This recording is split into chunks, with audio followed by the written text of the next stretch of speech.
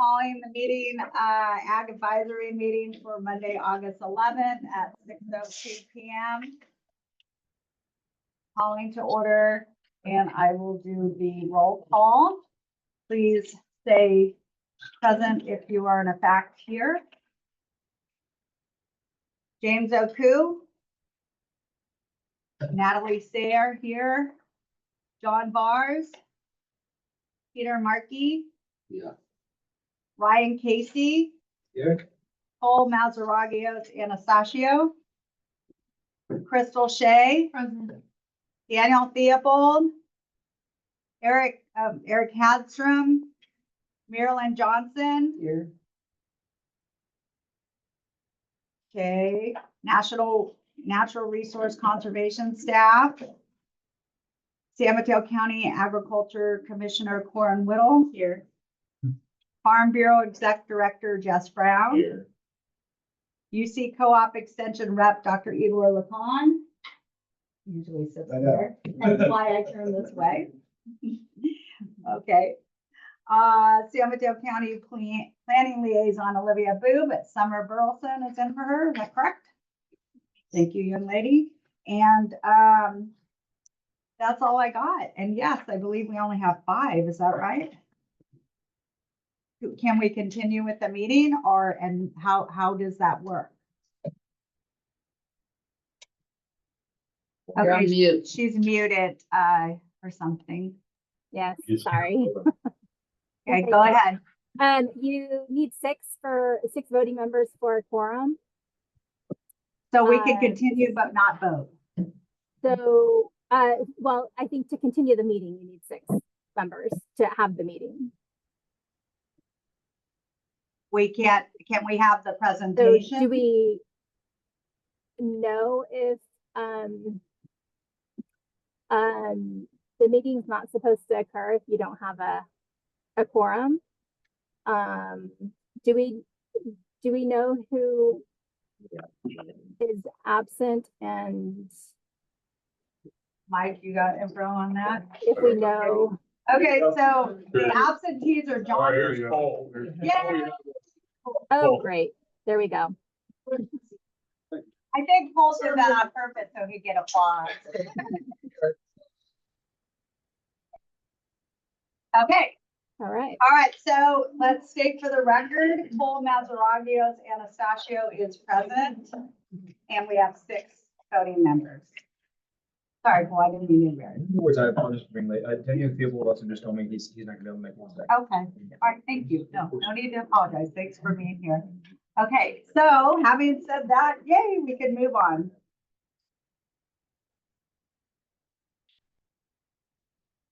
Next is oral communication to allow the public to address the committee on any matter not on the agenda. If your subject is not on the agenda, the chair will recognize you at this time. For public members, the chair recognizes Carrie Burke. Good evening, everyone. On tomorrow's board meeting, there is an item with RTD having an extended contract for $600,000 to do fuel reduction and fire resiliency. And it'd be interesting to know if any of that work is being done on PAD land, just because in the board reports I could find online that they didn't say where they're spending that money, but it would be interesting to know on what properties and where that that's being spent, for that additional monies that have been allocated. Thank you. Any other member of the public that wants to address the committee on any matter not on the agenda? Okay. Moving forward, let the record state that James Oku is present. Next, committee member updates and our questions to allow committee members to share news and our concerns for items not on the agenda. Committee members?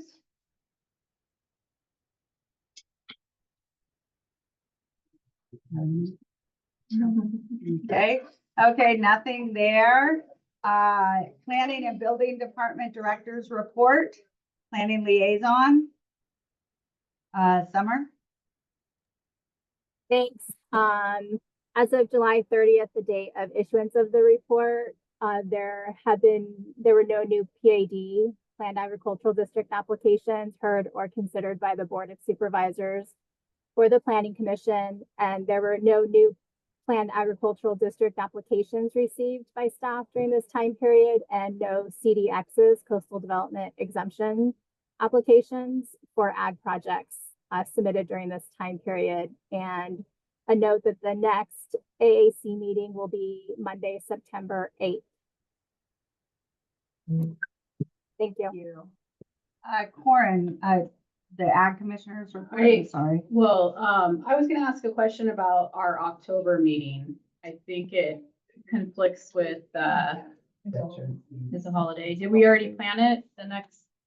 Yeah, the October meeting gets bumped to the October. It would normally be October 13th because that's a holiday. It is going to be October 20th, Okay, so the third Monday instead of the second Monday for that month. okay, thank you. Thank you. Let me move on from that. So, farm labor housing proposed permit streamlining. County of San Mateo presenters Steve Monowitz, Director of Planning and Building, and I'm not sure if I'm pronouncing his name. If I may, I know, I name. Chair Go ahead. Speaker,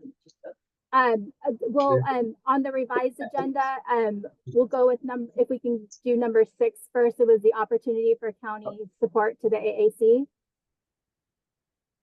Okay. And I'm then sorry. farm labor housing after. Yeah, okay. All right, sorry about that. It's all right, I'm kicking that one off too. Okay, then it works out. Thank you. So yes, on the revised agenda, number 6, opportunity for county support to AAC, presenters Steve Monowitz, Director of Planning and Building, and Debbie Schlechter. Oh, and I tried on your name and I'm so sorry. That's I destroyed it, but beautiful name. Thank you. I'm gonna try and get in the camera and talk to you at the same time, which is tough, but anyway, good to see you all. Steve Monowitz, Director of Planning and Building. Pleased to introduce Debbie Schechter. She's been on contract with the county to assist with boards and commissions. We've got many, as you may know, and she's worked with, I think, 10 of them throughout the years to help facilitate their meetings and help them achieve their goals and objectives. And so we're fortunate to have her help available to us. And so tonight we wanted to introduce her services and talk about how we think it could benefit the Ag Advisory Committee. I think one of the main things that one of the most valuable services she offers is helping committees develop work plans so that they can identify their priorities and the best ways to get there and help facilitate those discussions so we can all be more productive in achieving the objectives we mutually seek. So with that, I'll turn it over to Debbie, and then I'll be happy to help answer questions after her presentation. Great, thanks, Steve. So hi, everybody. Thanks for having me. As Steve said, my name is Debbie Schechter. I have my own business called Schechter Consulting, and what I do is mainly meeting facilitation. I help groups collaborate to achieve goals, solve problems, and work effectively together towards their goals. I have been doing this and working with the county on different projects for about the last 5 years. Everything from helping to run community meetings to, as Steve said, working with a number of boards and commissions to help them develop work plans, help them work effectively as a team, kind of whatever their needs are. Before that, I worked for the Peninsula Conflict Resolution Center, which some of you may have heard of. It's a community engagement, facilitation, and mediation organization that serves the county and the cities in the county. So I did meeting facilitation for them. And then, as Steve said, I'm currently under contract with the county to support the boards and commissions in sort of whatever they need. So it might be helping them identify priorities and developing a work plan. It might be helping them make sure that their meetings are effective and productive and efficient. It might be kind of some team building to help them work better together. So all of those are services that I've provided to the boards and commissions. And I am available to work with you and county staff to help you be as effective as you want to be, reflecting the interests of the communities that you represent and trying to make the most impact that you can. So in talking with county staff, what I've come up with sort of a process that we might use to work with you all. And generally, the first step is starting with some kind of survey or assessment of you all as members to get your sense of how things are working, what's working well, what can be improved, what your priorities are for the committee. And then based on the results of that survey, I would compile the results, share them with you, and then propose a process to work with you.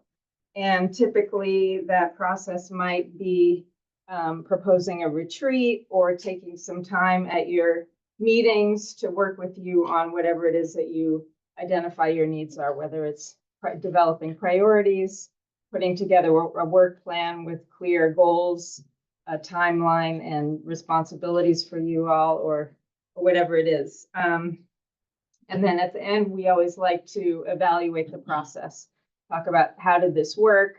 Are you seeing results? I might come back in 6 months or so to say, how's it going? Are you making progress towards your objectives? Those kinds of things. So that's kind of an example of what the process would look like. But as I said, it's a little different for every board or commission that I work with. It's really customized to meet your needs. So that's what we are proposing.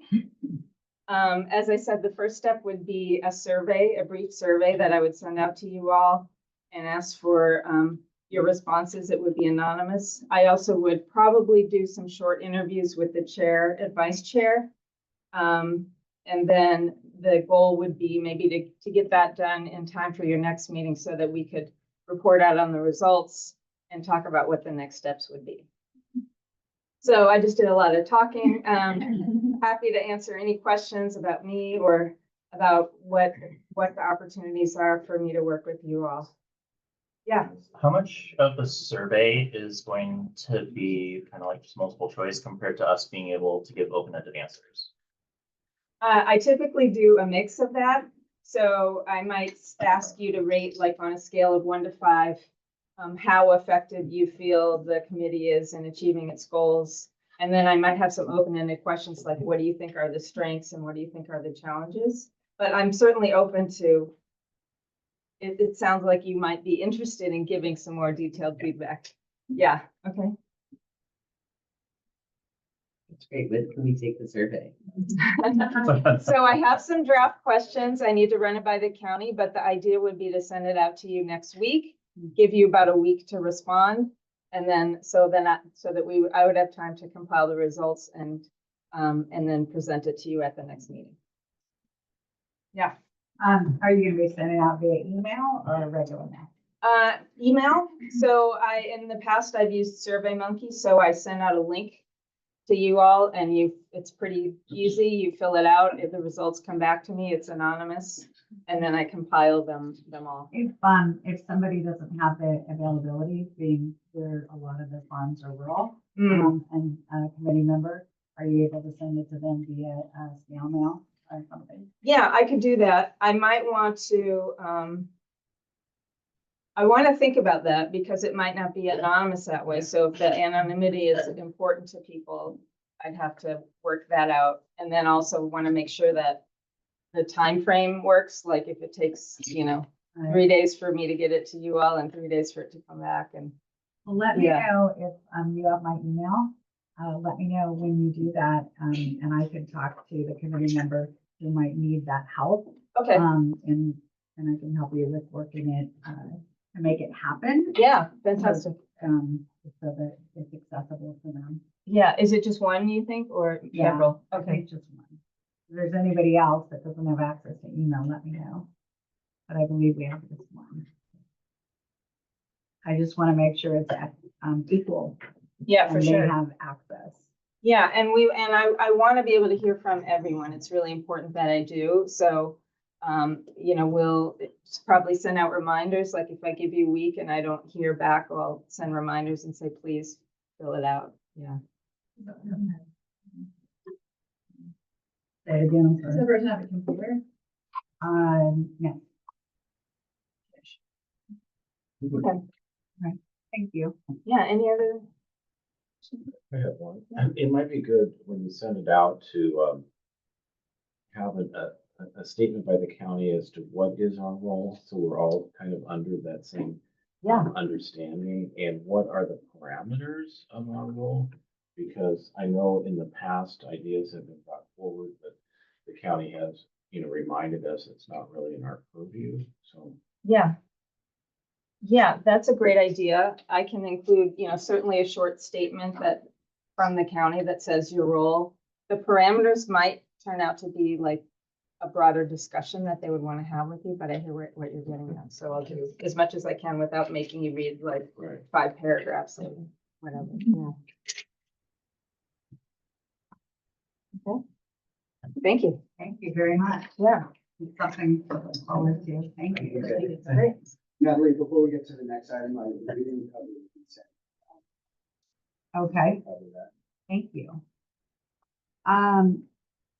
Yes, your presentation is before consent calendar. Oh, I'm sorry, I didn't realize. Uh, it- I came later. On the agenda, yeah, Okay, that's fine. My apologies. that's okay. We could switch it up if we needed to, but I It's just, don't know who has authority to do that. I think this item will be fairly quick, we'll see, and I don't think they mind waiting too much. Okay. All right, well, good evening again. This item's about the county's efforts to try and streamline permitting requirements to construct or rehabilitate farm worker housing. As you all know, we spent over a year on this farm worker housing safety task force, and some of the things that came out of it, not surprisingly, is that there's, real challenge in building the housing needed for farm workers, and oftentimes it's because of the permitting and regulatory requirements. And so and one of the biggest hurdles, of course, is the coastal development permit, right? And that's a mandate that derives from a state law, Coastal Act. Steve, I'm sorry to interrupt you, but is there a way that Summer can make that full screen? I'm concerned people in the back won't be able to see it. You're welcome. Okay, yeah, and I'm going to turn over the PowerPoint to Kanoa. He's going to be doing the meat of the presentation. Okay, I'm just introducing it, just want to giving you a sense of kind of why we're here, what we're talking about, and then Kanoa will okay, get into the details. So in any event, the Coastal Act provides an opportunity to create a special jurisdiction-specific exemption. There are exemptions built into the Coastal Act for like repair and maintenance activities and stuff like that, but none specific to farm worker housing. Local governments can request kind of a customized exemption. They're called categorical exclusions, and they're a heavy lift, shall I say, because in order to get the commission to certify the categorical exclusion, it takes a supermajority vote, a 4/5 vote of all the voting commissioners. San Mateo County was the first county in the state of California to get its local coastal program certified by the commission. And at that time, we were very fortunate to have a number of categorical exclusions accompany the certification of our local coastal program.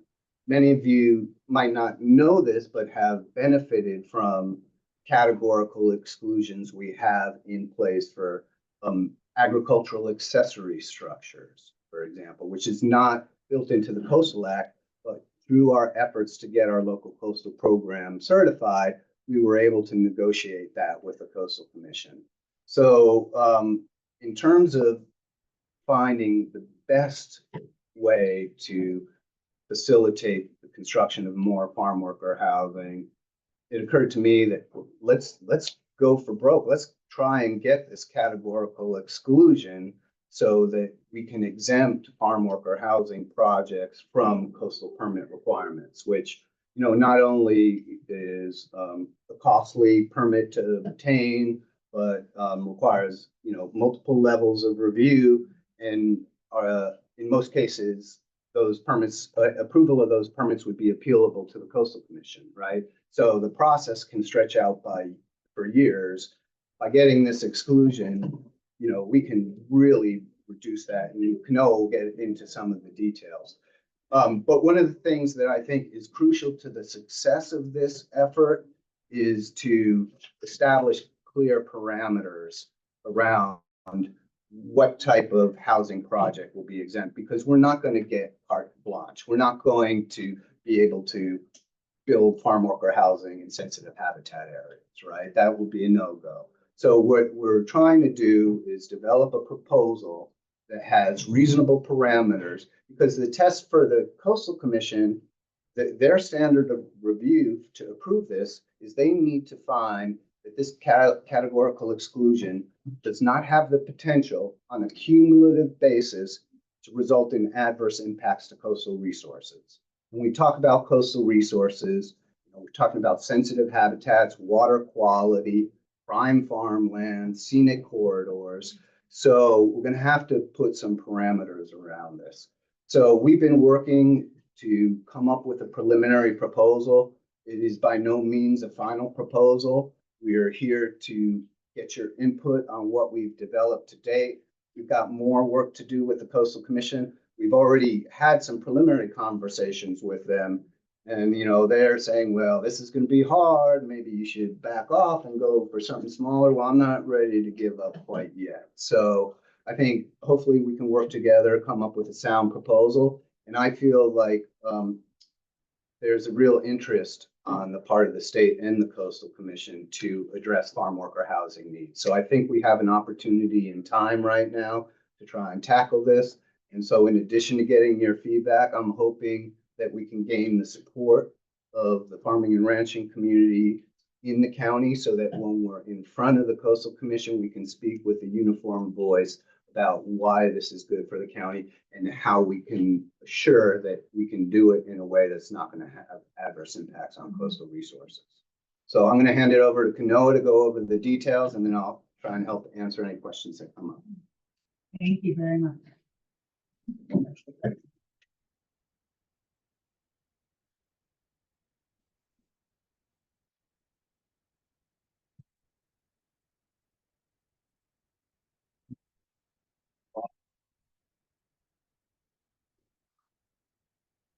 Right hand side view and take.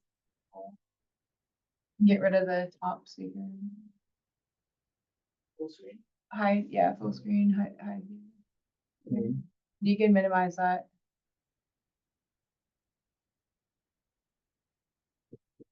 Okay. So good evening, everybody. So Steve mentioned, I was tasked with trying to find, pour through our zoning code and look through the farm labor housing process to find inefficiencies, places that there were opportunities to improve, to streamline permitting and meet our farm labor housing goals and increase the availability of safe and affordable farm labor housing.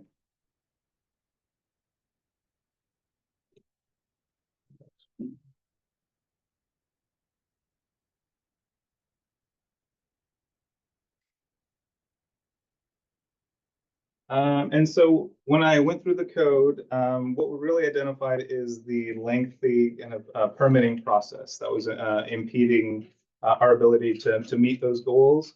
So if we look at the process, it can take up to 2 years in order to get a permit and it's lengthy. It goes to multiple hearings.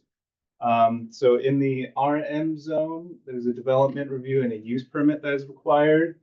In the PAD, there's a discretionary PAD permit that you're probably all familiar with.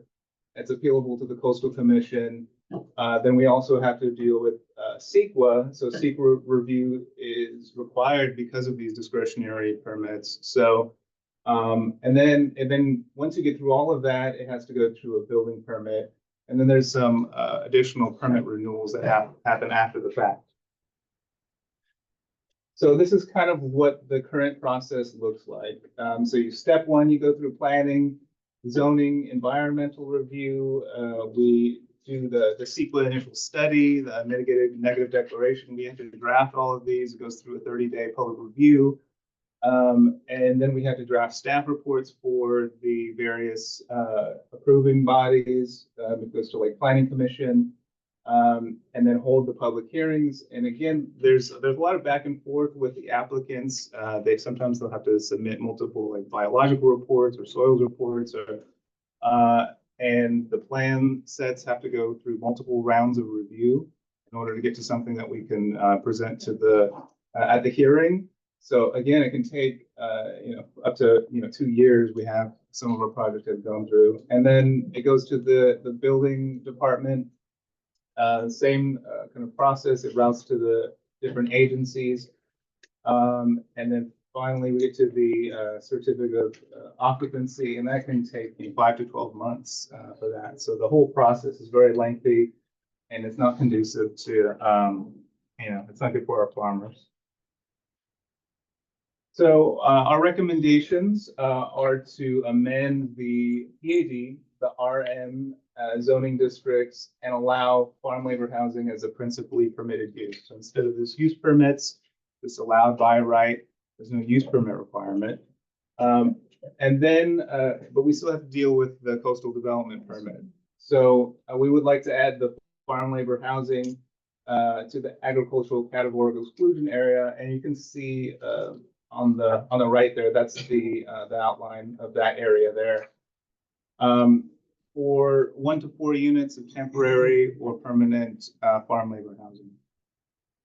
And as Steve mentioned, we do have to kind of develop a minimum criteria in order to balance the preservation of coastal resources with streamlining these types of permits.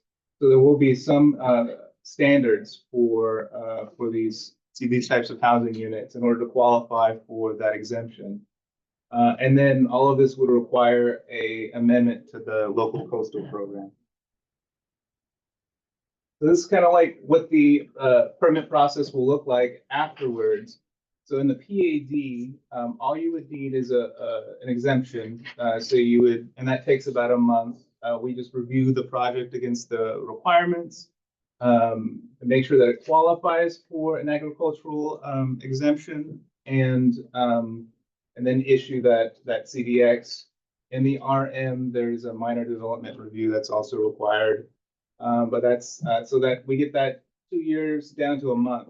And then we can streamline the building permit process as well. And our goal is approximately 4 months for the building review. So the coast kind of adds another kind of layers of complexity to these types of projects. You can see this is all of the hazards on the coast. Anything that can hurt you is there. There's flood zones, there's landslide areas, there's high fire severity zones, and then there are additional constraints like the agricultural kind of zoning, the prime farmlands, things like that. The Coastal Commission appeals jurisdiction, which is kind of all along the coast on the bluff area, which contains sensitive habitat. And so all of these kind of, just to give you an idea of the land that's left over once you kind of eliminate all of these different hazard zones. So this is the available land after we eliminate all of the different hazards. This is just to give you an idea of the projects that would possibly qualify for this agricultural exemption.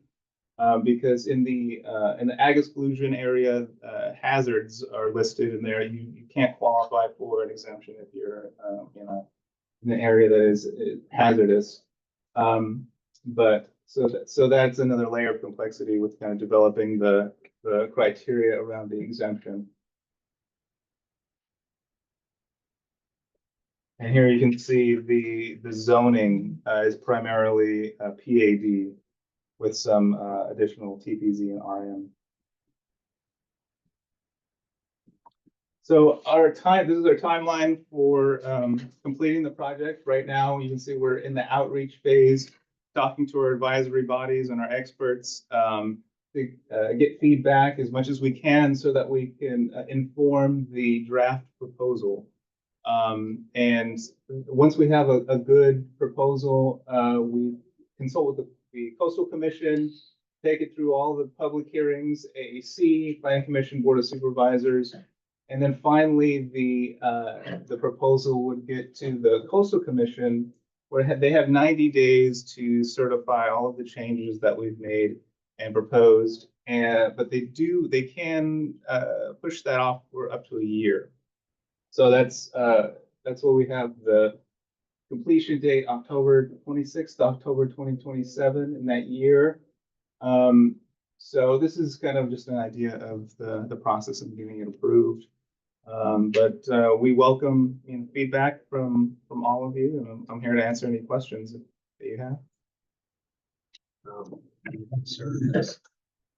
Historically, anytime and when something was revived, changed on the coast, instead of helping us, it made more restrictions, and especially our property owners. So I fear that if historically it follows the same line that has happened in the past, it's going to hurt us versus help us. Well, what we're trying to do is take away all of the permitting requirements. That is our goal, to streamline. No, I understand that part. You said you revise the PAD. I'm worried about if it's going to be revised in a way that creates more restrictions. So the only thing that we're touching in the PAD zone is we're allowing the farm labor housing by right. So right now it requires a use permit. It goes all the way to the planning commission. So all we're doing is removing that requirement, and and it's just a allowed use in that zone. So we're removing that layer of approval that's necessary. So that will definitely help permit these types of structures. Yeah. Is the PowerPoint online on the website for AAC? Yeah, there should be. And then, is Farm Bureau also being included in the public hearings? They're also included in the outreach. Yeah, we're gonna get their feedback as well. So where did you find this online? Just to interject for James. It's not on our AAC material. Summer did kindly email me one. Oh, so is it? Yeah, is it I on the, will. Yeah, we can post it online on the AAC website. Thank you very much. Yeah. I will let him call. I'm gonna let you call the people. Okay. Is that okay? Over here. What about upgrading existing housing, or other housing? Is there gonna be a big process to upgrade them, or can we? What's the process gonna be to do it? So currently, yeah, if this goes through, it'll be much easier for folks to upgrade or expand their farm labor housing that they have. It'll be much easier. It won't require the same kind of permits that it normally does. So it'll help that as well. So right now, the county's got what, $2 million to help farm worker housing. So you gotta wait for this to go through before we can use that money to upgrade our No, it's two facility. separate. They're on separate tracks. Separate tracks. I think they are related in that we'll get more bang for our buck if we're not spending it all on permits, right? So if we can get this through, that money will go a longer way. So, but we're not because the time frame to get the Coastal Commission to approve it is, over a year out, and we want to get the money out there, so there's no delays, but this will help the money go further. So what kind of a process would you have to go through, Steve, in order to redo a farm member house? Just you have to go. Yeah, I through- think, we need to confirm that the project was within the parameters of the exemption, and once that was confirmed, then you go straight to building. Okay.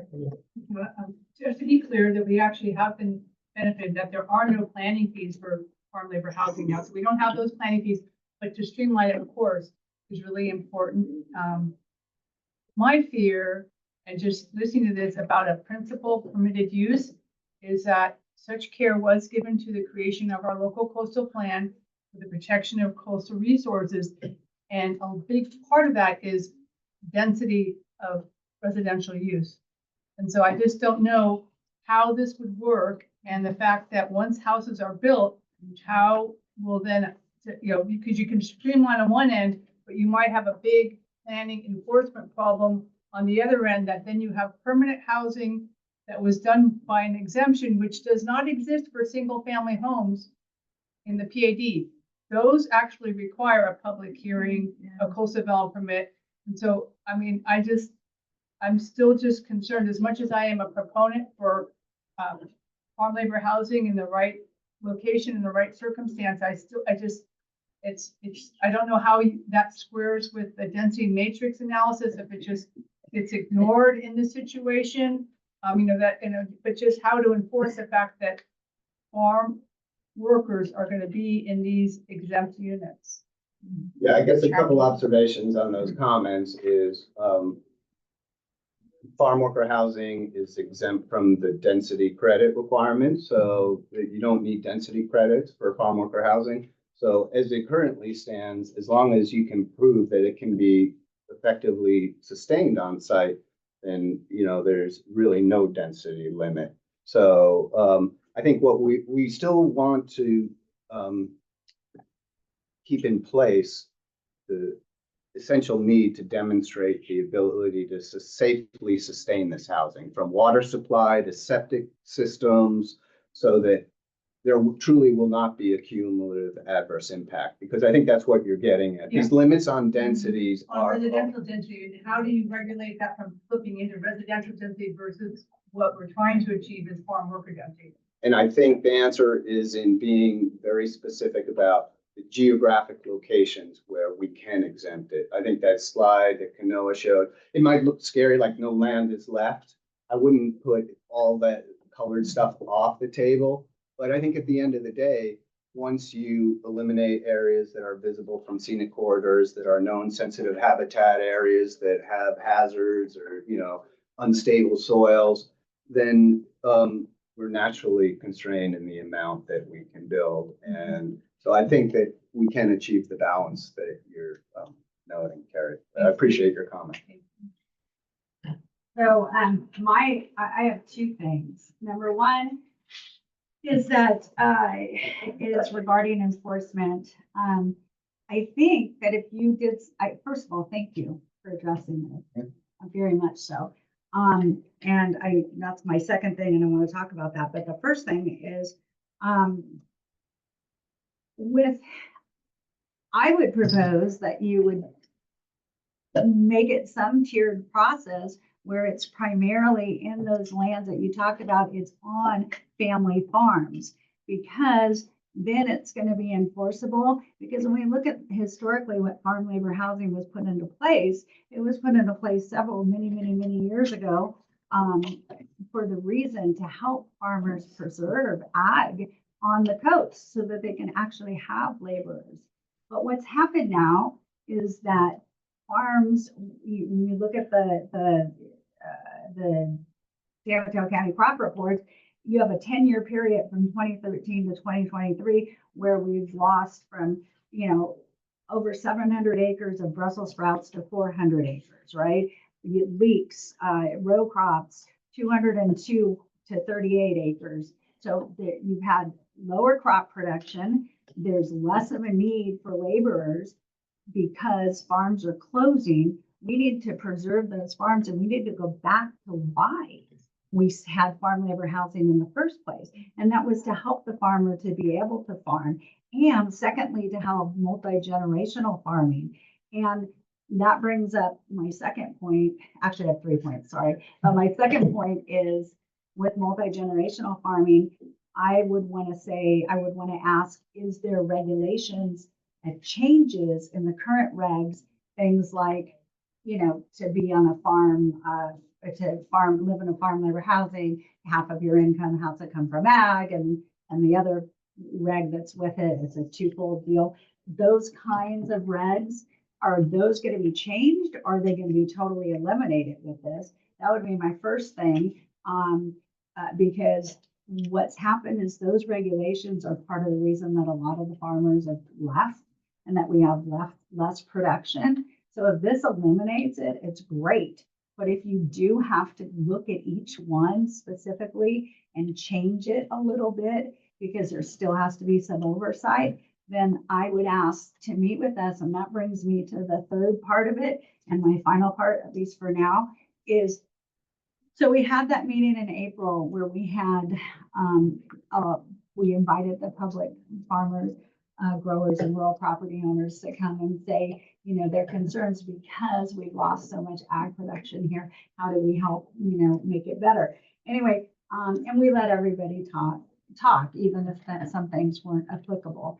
But we've met several times since as a subcommittee, and we put together a presentation where we've taken the regulations of the current regs and we've changed them in just a short way to make it work so that it will help the farmer, it will help them to preserve.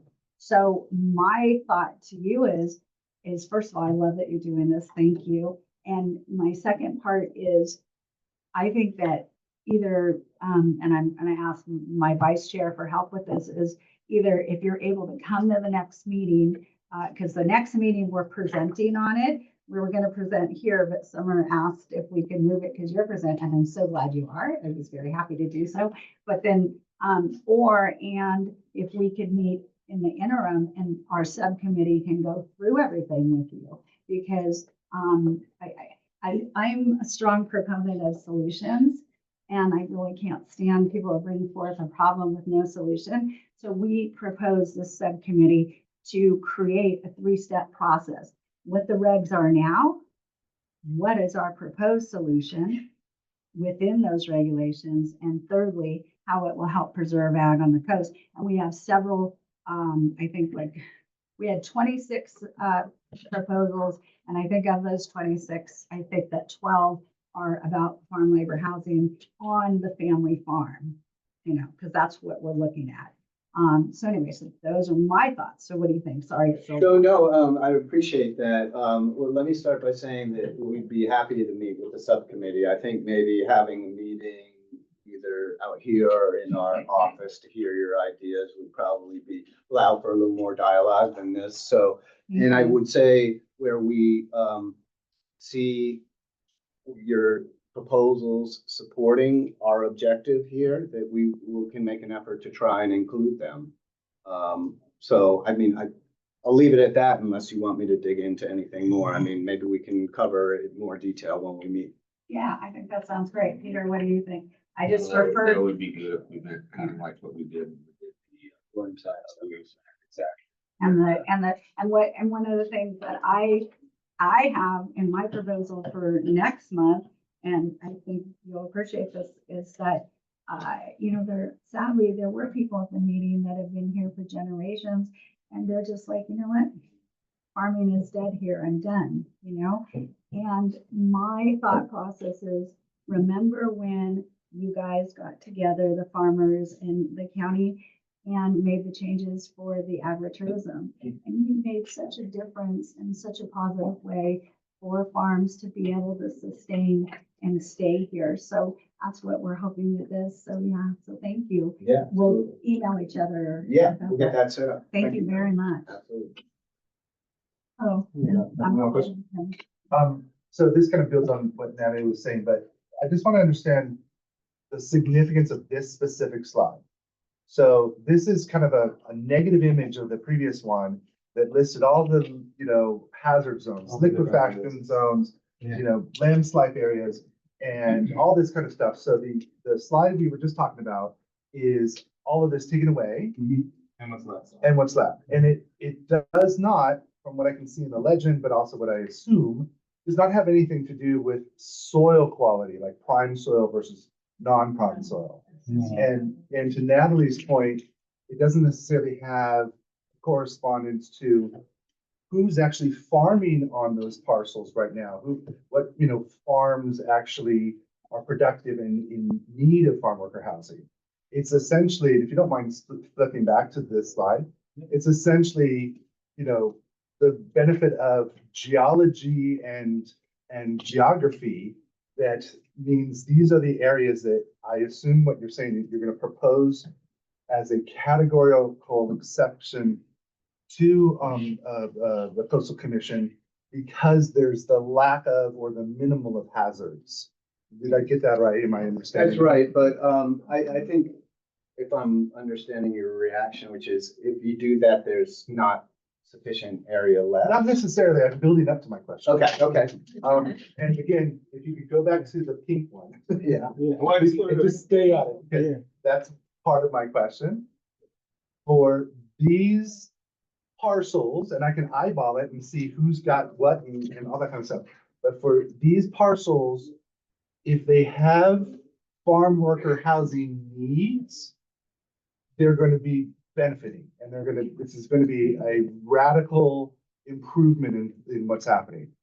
But my question is really about, what about the people that were in all the other zones where prime soils may be in play, where there may be a higher demand? Is this going to be are we going to be looking at this as a countywide problem versus a parcel problem? And okay, so there's one area where God has blessed it. It is free of major hazards. And now suddenly it's going to be much easier permitting wise to get the people that we need for the other parcels. So can you explain or address what the plan is we're all in this together, whether or not, geology has blessed us or not? So yeah, I can speak a little bit on that. So this is the actual agricultural exclusion area. It encompasses all of this area, and that's kind of how it's presented in our local coastal program in our maps. So there are things like prime soils, landslides, other hazards that can be mitigated. So we have had experts that come in and say this is not an issue, so they can build there. We have other experts. We can put it on this on this portion of the parcel that doesn't contain prime soils, or things that you can do in order to get permitted.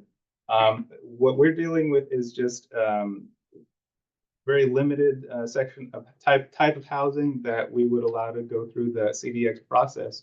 And then for all other projects, we also are going to streamline the process by pursuing, something like a waiver or a coastal development hearing. So we could do or a coastal development permit. So we're going to propose that to the Coastal Commission as well for other types of projects that may not qualify for a CDX and not fall in that magical zone, but just outside of that, or maybe has some other limitations on the site. But we're still going to streamline the permitting and lower the amount of time that they need to be in there with us, going through the permitting process. If you don't mind a follow-up. If the parcel that is free of these hazards is in those pink zones, doesn't need the farm worker housing.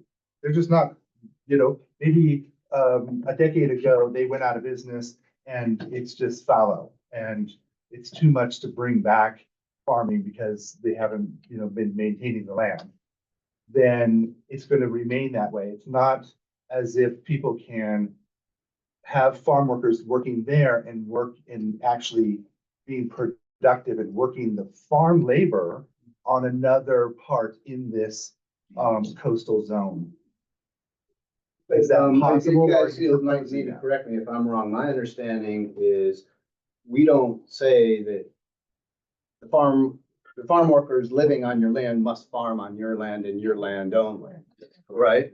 Yeah, they can So- go anywhere. Yeah, so as long as they're truly farm workers, then yes, if you're a farm, you own a farm that's fallow, but you want to build housing for farm workers who work on other farms, you are eligible to do that. And I appreciate everything Kanoa said. I just want to take it one step further because I'm not locked into that pink area only, right? Those are the areas I think we feel confident that we have everything we need to get the Coastal Commission's blessings because there really are no resource constraints. I think there are things we can build into our exclusion proposal. So let's say you're in potential landslide zone.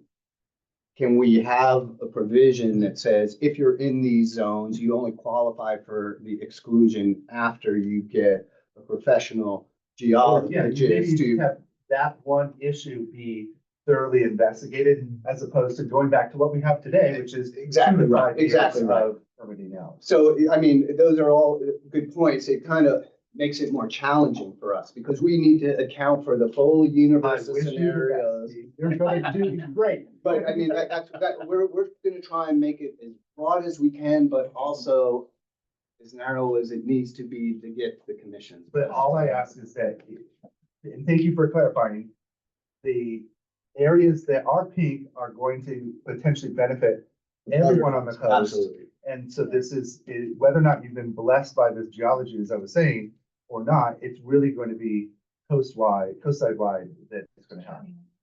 Yeah, countywide. Thank you.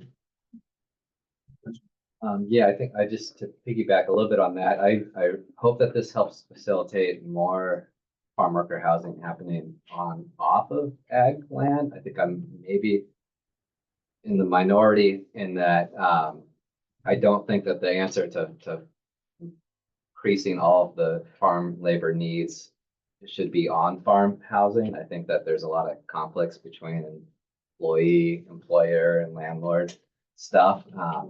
That doesn't make it ideal. It works in some situations and others not. And when you look at other agricultural areas, you don't see the majority of the housing, worker housing on the farms. You see them in towns and, a little bit on the farms, but most of it out of town. So I hope that this leads to more off-farm housing as well as on-farm housing. And then also just want to say this is like a breath of fresh air coming from the county. This is just really great. Thanks, Ryan. And yeah, I got the same thoughts. I mean, we want to make it easier in other places near where services are available to the farm workers in their field. So I think that's a really important point. They keep the generations going, absolutely.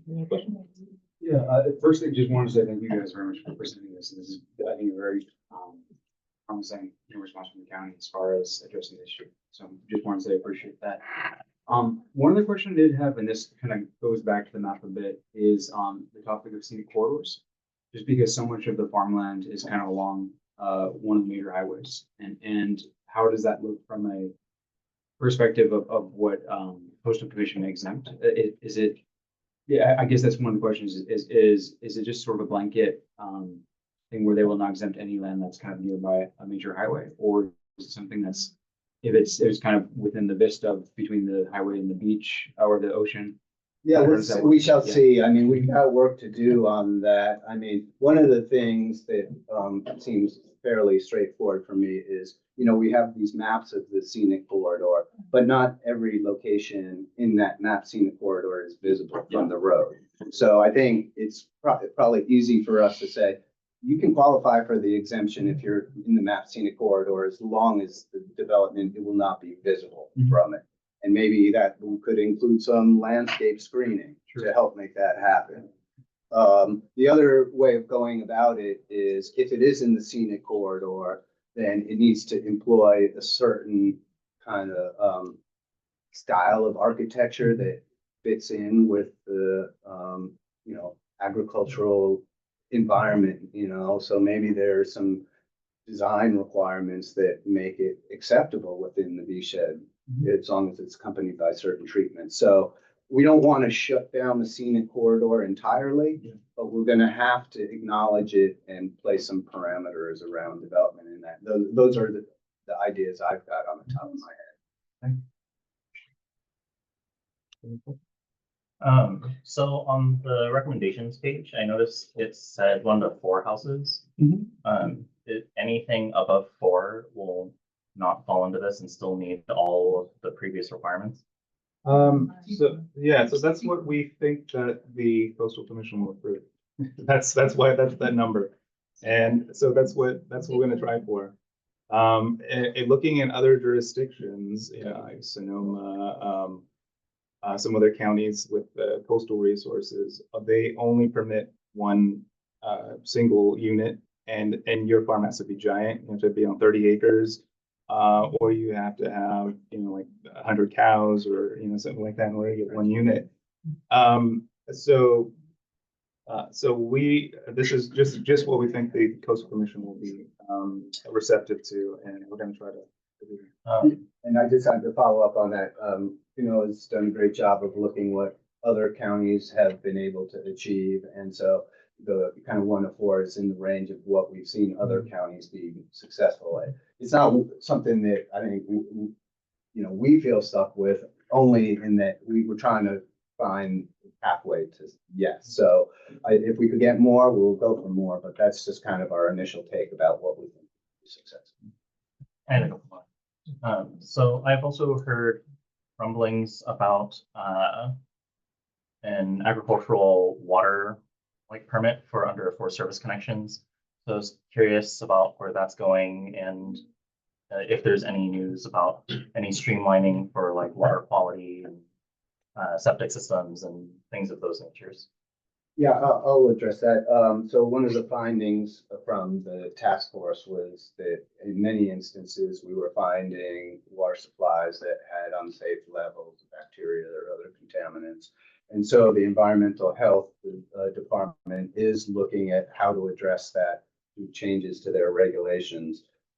They haven't formalized their proposal yet. My understanding is they're going to be back to the Agricultural Advisory Committee to explain their proposal at a later date.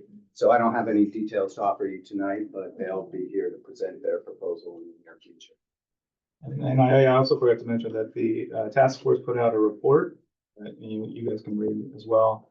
And it does show that a majority of the farms that they visited, I think 65% or more, are 1 to 4 units. So that'll also put into our number there. Where can we find that report? It's on our website on smc.gov. Yeah. Want another question? Yeah, speaking of water, when Don Horsley was board supervisor, I met with him and Sarah Rosenthal, and our property is adjacent to the CFA 11 wells that we want to be hooked up. And after research, they said that we could not because it was deemed for the township only. Since then, they made adjustments so that the fire department moves to that water and the high school. And I kind of felt like I was left out because here I was really close and I was overlooked. And so if we're talking about potable water available, I would like to be hooked up. Yeah, I understand that. And I think, with the CSA 11, it's got a lot of issues to grapple with moving forward, including where it may be able to expand to meet other needs. So certainly a valid issue, but one we're not able to tackle here tonight. Yeah. And I know it's another topic. It's just as James brought up potable water, figure out some bring notes. Thank you. I just had one comment because you were talking about scenic corridor, and I don't know if it's been lost in translation over the years, but when we put in farm labor housing, we were in the scenic corridor and we were required to put special screening. So it was doable, but yeah, and it was easy. I mean, it was straightforward, but that was a condition. It was just put in landscape. So I just didn't know. I think it's in there. I think it's written in the county. Oh, sure. Right requirements. now it would be a requirement to get a permit. So Right.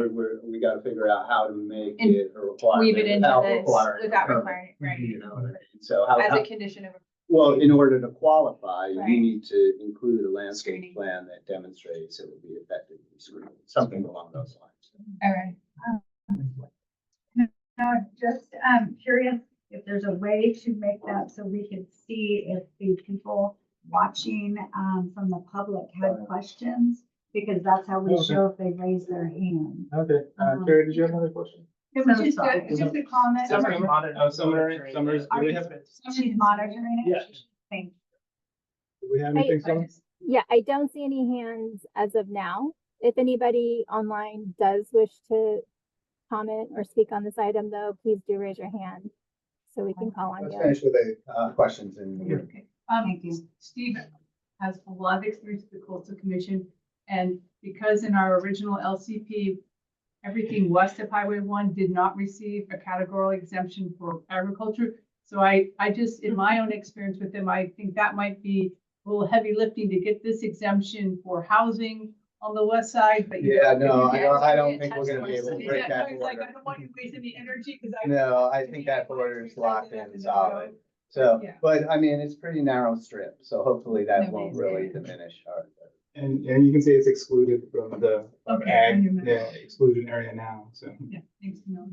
Yeah, I was hoping you could speak a little bit to temporary housing and bullet to sort of like what existing regulations pertain to temporary housing and then how, if at all, that might change. Yeah, it's a similar process that they have to go through for temporary housing, so we'll do like 1 to 4 units of trailers, some jurisdictions, allow, different like tiny homes or things that don't have permanent foundation. Some allow RV camps. We have to see what we can get approved. But that's the same, it will go through the same process, basically. It would be allowed by right, and some of these projects would qualify for exemption. I guess, yeah, okay. My understanding was that they're not currently allowed, or could you? Well, speak like yeah, that? no, so, yeah, this is a little bit of a complicated issue, right? Originally, and you guys know the history probably better than I, a lot of the farm labor housing was kind of temporary housing, right? And we learned to understand through the years that our farm workers are not always migrants, right? They're members of our community and they deserve quality housing like anyone else does. But there are still,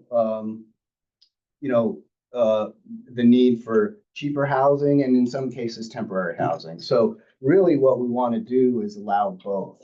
I think the hard thing we have with trailers and tiny homes is generally they're not built to withstand the use of permanent housing. And so if we're going to allow trailers and tiny homes to be used for farm worker housing on a permanent basis, it's going to need to be accompanied by, more frequent inspections to ensure they're being properly maintained. Because if somebody's living in a trailer full time for multiple years in a row, we know what that looks like after the wear and tear that takes place. So we don't want to say no to that because we know it's an affordable option, but if we're going to say yes to it, it's got to be accompanied by measures to ensure that it's going to be properly maintained over the long term.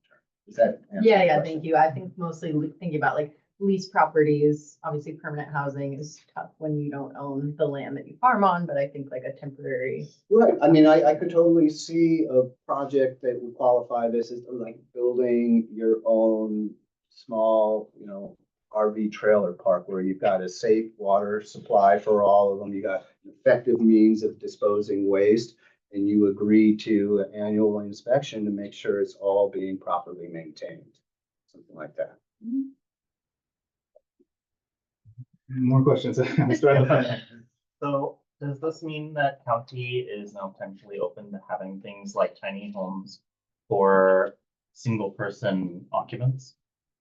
Well, if we're talking about for farm workers, so that could be a single occupancy. I think if we are going that route, we're going to require certain standards. So there's something called the ANSI standards. You guys might be familiar with this. This is a national method for establishing standards, be it for electronics, for boats, for cars, for mobile homes.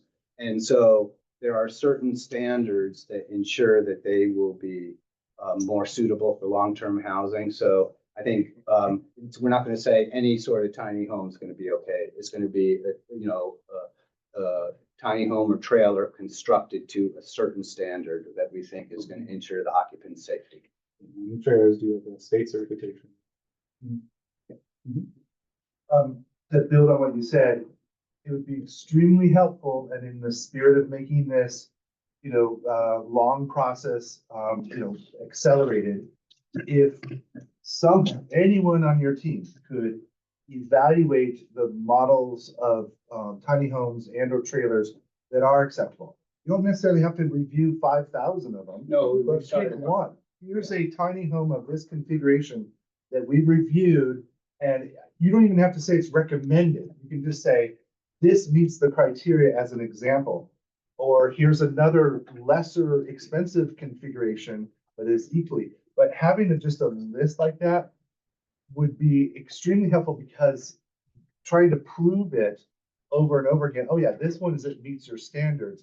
It would be really helpful if there was a checklist that people could just go, okay, fine. And if there is one tiny home configuration that somebody's fallen in love with that you haven't seen yet, fine. Then it's on them to do that.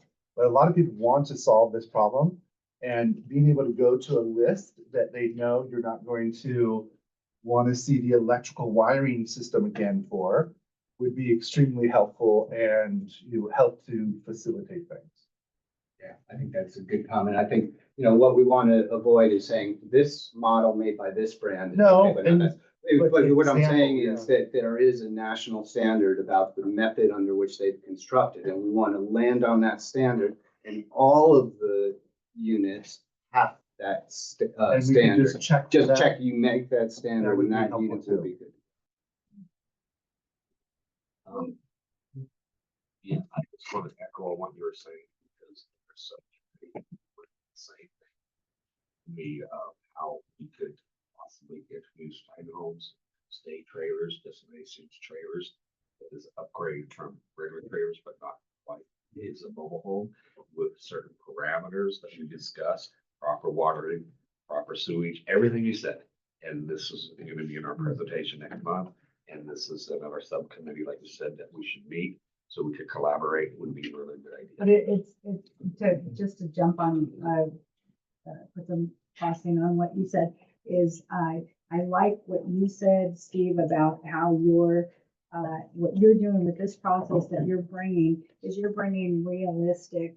a realistic proposal, one that you're working toward the yes. And that's much like our thing That's what with we're the doing. subcommittee, is we're bringing realistic. We're not asking for grandiose things. We're asking for what's going to work and make it happen within what works for everybody else, including you guys. So Yeah, yes. we're in the same thought process, and I would appreciate if you could come to our next meeting. Yeah, but in the meantime, we'll meet. And so, yeah. A couple things. So you guys have approved ADUs, right? Like a whole program where you guys got certified, like approved ADUs, like a lot of jurisdictions do. Oh, yeah, I mean, For, like, the but the building, state has so you made don't- us do that. Right, well, the state has enforced it, right? And every jurisdiction Yeah, has to do that, yeah. but something like that might be helpful in some of these little places where there's maybe a challenge or something to get like an approved set of prefabbed like plans that could maybe make that building permit process move a little quicker. I know it's the building, not the planning side, No, but that's exactly what we're going Okay. to try to do with building. That's how we're going to get it down to just the. to to the streamline it a 4 little months. better. Yeah, definitely add some pre-approved plans or something that we can share with the public. Public. Yeah. Well, Okay. and I mean, the easiest choice in that regard is, what we used to call a manufactured home Right. certified by the state, State, right? If you've got that state Then you guys- you certification, guys then would the work only with thing it. we're looking at is the foundation. And the porches and stairs and all. Yeah. Yeah. And then the other thing is, I think in some of this, like, we sort of need to work backwards, working in regulatory as well. Sometimes we put 2 feet forward and we haven't looked at like what it's gonna look like 20 years from now, or even like now. So now we've had lots of us in farm labor housing that's, been in place for 35 years, and then we're like still under temporary, and there's no enforcement under it, and there's no accountability with the county, even though that's what the original writing on the wall was, and the original paperwork. So just making sure, I think, kind of working your way backwards sometimes is helpful. I know the city of Half Moon Bay is dealing with some of those types of things too, with other regulatory things that they've come about recently. And now it's like, oh, what do we do in the next step? And I'm like, well, if we work backwards and kind of foresaw some of this, we could have implemented at the front end and it had been a lot more streamlined. So I think like looking at that, because currently, like I said, they're gonna enforce like the ones if you get a loan or ones that you get extra amount, but if they don't, and like tiny homes, how are you guys gonna regulate that? How does that work? And is it really benefiting the farm or farmers in San Mateo County? And you can get a better, by having accounts and balances, you'll have a better idea too, or actually farmers will too as a whole with corn and crop report, all that kind of stuff. It all kind of comes together where you're going to actually see like, hey, ag is growing. We do have a lot more farm workers here. We are doing this and this is why, and it's growing in that direction. And whether it's on a farm or not, just the actual growth of that by regulating, you know, none of us want to have like the regulations of like, oh, coming in and knowing that, but it's what prevents us from having a problem like Moonridge or having a problem like other places that we've had and seen in our community recently. So I think working backwards is helpful to just kind of cross those T's and dot those I's on that stuff. So. Agreed. And, one of our priorities after the task force concluded is to try and help folks who have some cleanup work on their property. Let's get that done. Let's get the record set straight so we can have a means of path moving forward. Right. So any of you who are in that situation, please feel free to reach out. We'd like to help you. Any other questions? All right. Well, thank you so much. Thank Really you. appreciate there'll be more discussion on it.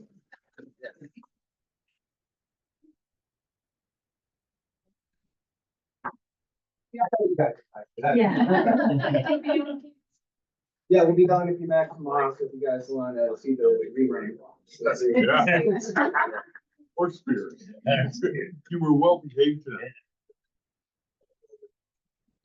Next is, on consent agenda is owner application Osage County Water District, file number PLN 2025-00126. Location is Torcidos Creek Road, unincorporated Half Moon Bay, assessors parcel number 056-370-080. Consideration of a coastal development permit, planned ag development permit and use permit to drill 6 municipal water wells to replace existing wells in the county. This project is appealable to the California Coastal Commission. Project planner is Michael Schaller, and the action request that they're looking for is that the AAC provide a recommendation to the Planning Commission on the subject application. Do we have a presenter for this project? Sorry. We did add this to the consent agenda, and I don't think there's been a consent item for a long time on the Ag Advisory Committee agenda. So I just did want to remind or refresh everyone on consent items. They can be streamlined if there are no, unless somebody wishes to pull it off of consent and have a discussion on it. It can be voted on in a single motion where there's a motion and a second, and then just a kind of up or down, yay or nay vote. It doesn't require a roll call vote either. So just wanted to kind of give those parameters. And we do have the project planner, Mike Schaller, available if there are any questions or anybody does wish to remove it from agenda. And did everybody get a chance to read the packet regarding this? Yeah. To make an informed vote? Okay. We do have a question on the floor. Harry Burke. Is it okay to ask a question, or do I have, or does that mess? I think we could entertain the question and I keep think it on consent unless the committee wants to pull it off. Thank you. Great, yes, Okay. Carrie Berg, and I see that Mary and her crew is here, but, because the Agriculture Advisory Committee has brought up interference of wells with creeks in the past is an issue that could affect farms. And I do see that in your staff report, they do have water rights, but just to ensure what kind of information monitoring and assurances that the downstream community would have, that not any more than is legally required will be taken away, since there are farms downstream of this area that utilize water from the creek.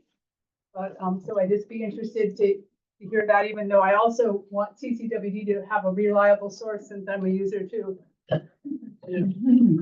Well, I'll just say that we've had wells that we've used since the sixties, really. And so we are, under, our, water permit with the state. We are limited, to 360 acre feet a year. We can only take water between November 1st to March 31st. So there is not the, it should be the impact to, the farms, down from where we come. We're not, we're just asking to replace. We have these wells are very old and cost us a lot of money, for repairs and maintenance over the years. We're just replacing. We're not going to do anything other than what we've been doing for, since the 60s. Thank you. Thank you. And any other questions? Okay, so let's go ahead and vote on the consent agenda. And do we have a motion first to approve or disapprove? I make a motion to approve the wells, the development of the wells. Okay, do we have a second? Okay, so Marilyn Johnson, voted to approve and Cole second it. All those in favor say yay, yes. Are we saying yes, right? All those in Yes, favor that's say fine. yes. I'm not making you say Yahoo anymore. I'm trying to be more serious. Yay, thank you. Or yes. All those in favor say yay, thank you. Yeah. All those opposed? Okay, and I abstain because I didn't read the packet. We're going to, I didn't have time. Okay, next. Is, kind of, yeah. Your neighbor. That's right. So- Excuse me. Oh, bro. A downstream farm. Big feet. You guys brought you didn't. Next is, owner applicant on the regular agenda, Halfmoon Bay Properties LLC, Jim Guan, PLN 2023-00334, 12761 San Mateo Road, Highway 92, unincorporated San Mateo County, APN number 05627010, 05627030, 05627060, 05627090, and 05627100. Also involves work on parcels located in city of Halfmoon Bay, consideration of a planned agriculture district permit, coastal development permit, and grading permit to address facility and operation violations at Terra Gardens, including grading of 14,050 cubic yards associated with site cleanup, drainage access, improvements, and permitting existing work. This project is appealable to the Social Commission. This item is continued from the April 14, 2025 AAC meeting. The project planner is Camille Leong. Action request that the AAC provide a recommendation to the Planning Commission on the subject application. We did have some specific questions that we brought to the planner to bring back to us. So I'm glad that she's here and doing so tonight. So Camille. Hi, good evening, Terra Gardens. Their owner is here, Jim Kwan, and I believe some of their professionals are also online. If you guys have any questions, but John. But just to refresh your memories, you saw this project in April. And the main lingering question was whether there was any contamination of soils from the hoop houses that contained the mushroom growing. And whether it should be a requirement that the hoop houses are removed once that use ceases to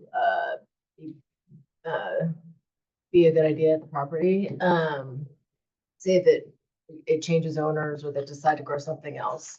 should the hoop houses, should the PAD permit have a condition for the owner to remove the hoop houses? And this is mainly based on a PAD criteria that says that encroachment into prime soils should be minimized. And this was built on prime soils. So just to give you guys a synopsis of what's happened since April.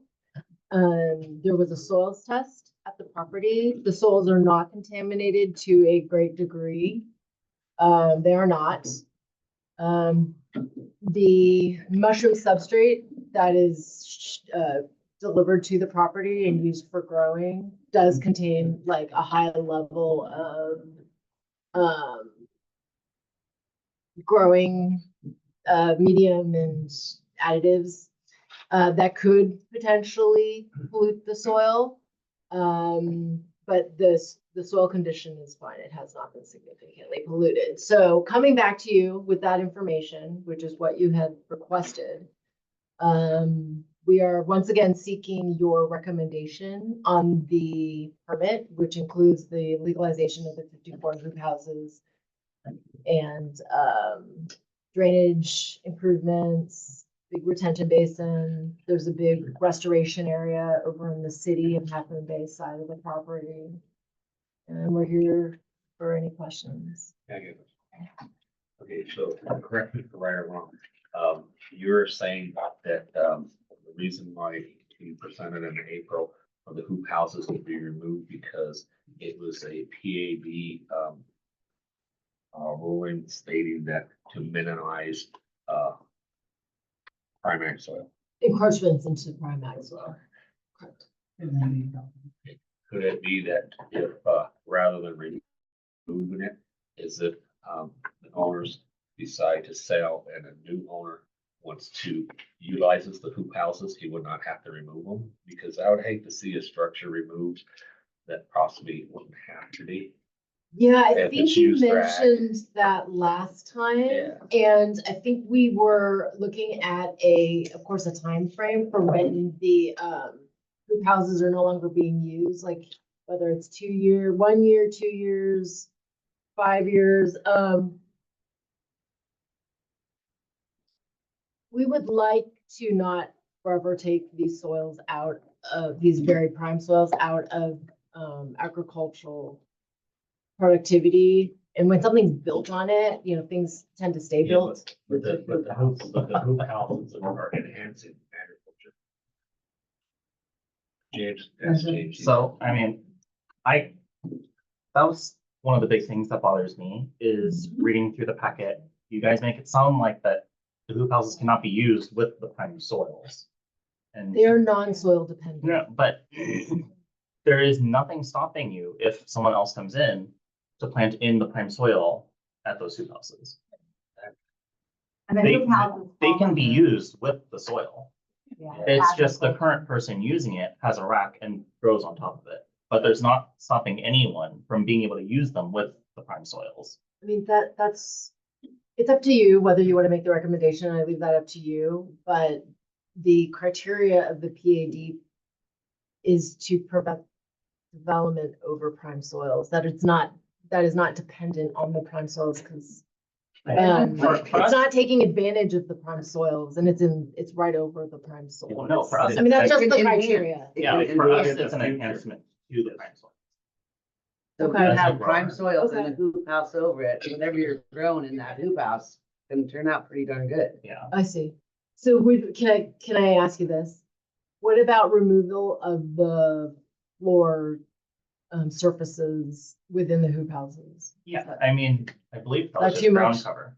I mean, That could be a recommended, when we make motion, when we move to address this, Yeah. that could be part of the, Yeah. part of it. I- If I think that would address my concern. We'd have to ask the, I don't know what he thinks. If there's a need for a future owner to have the existing structure as is, they shouldn't have to be required to move it. And even that's including the ground cover. If they're not using it even. if a new owner wants the ground cover, it would be silly to have the ground cover removed and then the new owner put in new ground cover. It's pretty silly. No, well, the only reason why it would be required to remove the ground cover is if it was no longer being used for a long amount of time. We just don't, we're not on board with that. So, Okay. my next question is more about scenic corridor stuff. Reading through the packet, I was kind of unclear about what requirements was needed to screen all of those hoop houses. I know that was kind of like a little bit of contention from people. It's part of the views already. Obviously, because they're there. So I don't believe we added any mitigation for screening. Because were they put there legally? Not from. No. No, so No. they're put there, but doesn't mean it's okay. That's right. But if they had used just the soil underneath them and not Right, thrown on the rack, they wouldn't have needed a permit. right. I mean, I think the way that we wrote this up in the report is that the views already from Highway 92 are very agricultural in nature, and this doesn't necessarily take away.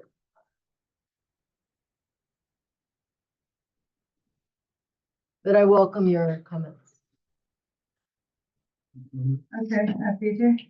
What concerns me about operation, they have the same one in Pescadero, is the sporum that they bring from China over here with the mushrooms in it. What do they do with that after they're through with it? I understand that that's pretty potent stuff.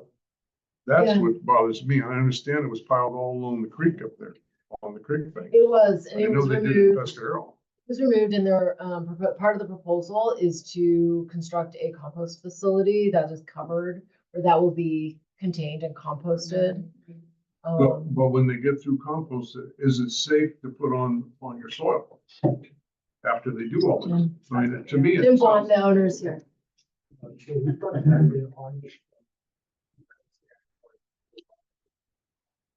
All the pathogens that passes out through the main composting. Because unlike white mushrooms or agaricus mushrooms, specialty mushrooms doesn't use any manure, so there's no like negatives to it. We so have what do you do with it? right now, we either store it somewhere or it gets mixed in with the ground. So you're incorporating it back into the ground? And you've had that tested? Because I know in Pescadero, you guys had it in the creek for quite a while down there. And there was guys hauling out, then they refused to haul it because it was contaminated. What's that? We had it tested in Southern California, the farm down there. And we have also tested the material here and just from, because I believe when you go through a composting process, you're trying to reduce the pathogens, reduce the heavy metals, and from before it goes through the composting process, all of those measures pass. Before? What about when you're done with it? No, I meant like after we finish growing with it, before it goes through a composting process, it already is below in all pathogens and all heavy metals. And I can provide those sample reports, those lab reports. Isn't it also packaged in plastic bags? So that is the only thing that we do is remove the plastic bag. Then you get rid of that. Is that in the county reports? Yeah, regarding the compost process and the compost facility, yes. And the testing that he mentioned? I mean, that- it's going to the planning commission next, so it's not too late to include that, but as far as I know, is there, and you are farmers and I am not. If you do composting on your property, is there testing required for that material to be folded back into the soil? If you're certified organic, you do, but if you're not certified organic, I don't believe it. Exactly. So I don't think we should impose requirements on this operation that no other farmer has to meet.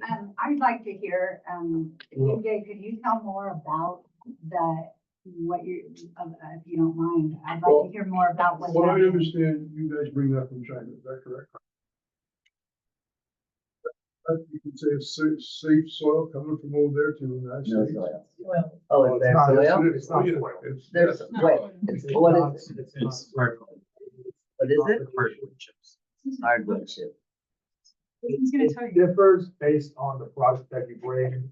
Some, they all include some form of wood chips, corn seed husk, corn seed hulls, and some other minor like your main three are your wood chips, your corn seed hull, and your corn cobs. Those account for about 85 to 90% of your lawn.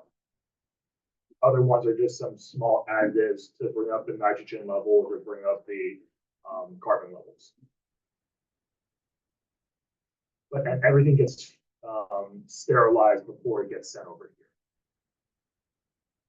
And there wasn't any, the soils were tested beneath it, so I'm sure there's some watering of the compost logs and even the leaching from the watering into the soil underneath, there was no contamination. So that's what was tested. It was, the soil was tested directly underneath and even outside as a kind of a comparison. When it comes to like normal traditional mushroom farming, the reason why I had to go through the composting process is because there's a lot of manure mixed into the initial growing process. We bypass that, which is why it's like, we know that there's a state requirement for the composting, but we off the government before it's all our measures pass even before composting. I don't really see why we have to go through a composting process just to go through a composting process. It doesn't actually add anything to the process. So these testing is done in the United States or is done over there? In the United States. Sure. And they accept it? Correct. Well, we never submitted it to anybody. It was, we did all our testings in Ventura. The only reason why it didn't work over in there is just because of similar to this location, it is half city, half county. And so in order for you to go through a special use permit for the composting, it's a 3-year process. And so we never started the process because it was a 3-year process. So they required it in Ventura. Because Ventura is even more restricted than the state. They have their own specific composting regulations. So in all Ventura County, I believe there's only one composting facility allowed. Gordon, Gordon, are you satisfied with that operation as far as that soil coming from China? I was gonna ask you. Well, we don't really test soil, but I was gonna ask you, do you, when it's coming over from China, is it being inspected by Custom and Border Protection? And is there any type of phytosanitary certificate that comes with it? We got some- Okay, and it's like, so that it's showing that it's clean, because I mean, these are some agricultural products in here, the corn cobs and chips and stuff like that, so I just was wondering, I know like there's a ton of stuff that's coming from other countries, but I don't know how much of it is inspected, and I was just curious. Yeah, we have all of the, The CBP. yes, all of the process, yeah, all the permits. Okay, does that specific certificate part of what you have? The mushroom The operation, the mushroom growing operation is not the project under review. Yeah, Yeah. no, I was just asking him since he's here. to answer Okay. questions, and I was just Yeah, it's curious. just the hoop houses themselves as structures and just whether they should be removed or not with this PAD permit. And that's, it sounds like the AAC has kind of expressed a preference for the hoop houses to remain, and perhaps with a condition that just says, you know, you can keep the hoop houses so long as prime soils is sort of engaged in this, in the next cultivation. I think we have some more comments. So Carrie, you were next, and then you, and then Bridget. Camille, can you explain, or perhaps give us some more information on the 14,000 cubic yards of grading, whether, because, is it all going to be balanced cut and fill? How much import, export? It's it's pretty much balanced, and it is for the detention basin and also very large detention basin. If you take it out, then where's it gonna go on site? And also swales, and also the restoration, the bio restoration area. And if you take it away for a basin, then where's it getting piled up? There's a grading plan, if you'd like, it's Okay, hard for I me to haven't had- describe the full grading plan, but it is balanced grading. Okay, so there's not gonna be any trucking off hauling off? So the mud, Not,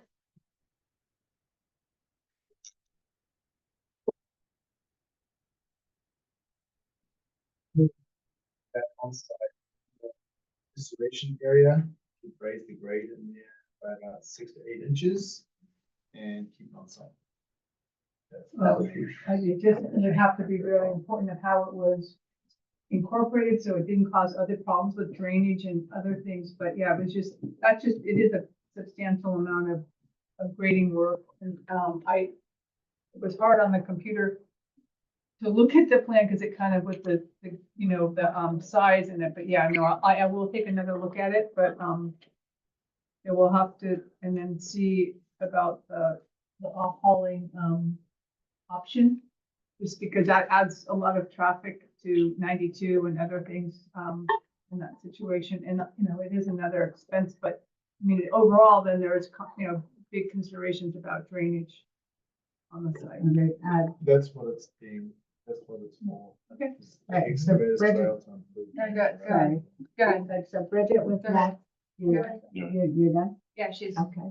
So, Eliza, Bridget's passing, and then Peter, and then I had a comment.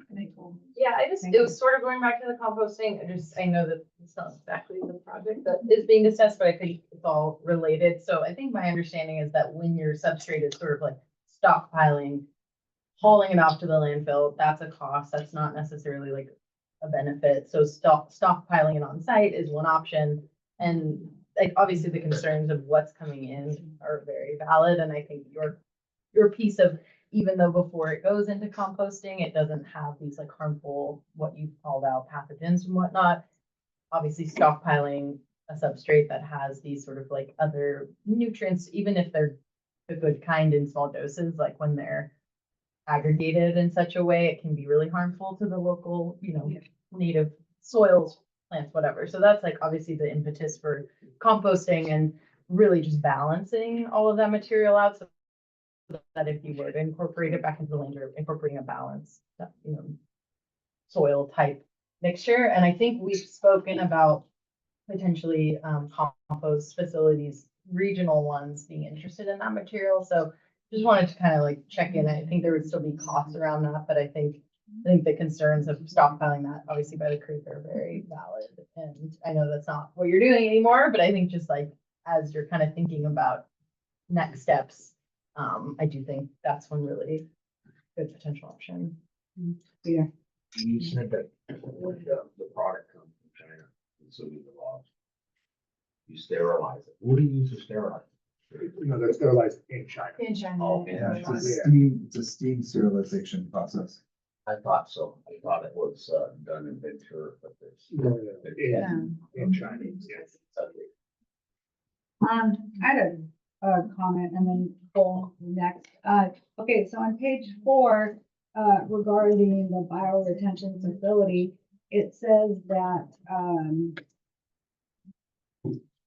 water from the reservoir overflow pipe along the stormwater flows originating from the hoop houses into a historical ditch that drains to Pelositos Creek will be redirected to flow into a newly constructed bioretention basin. So previously it was flowing into Pelositos Creek, and now it's not, or Right. is that something they're proposing, is that it's not going to be? they're proposing to intercept the drainage and clean the drainage via bioretention basin. But currently it's going into Pelositos Creek, as it says I here. think it goes over land.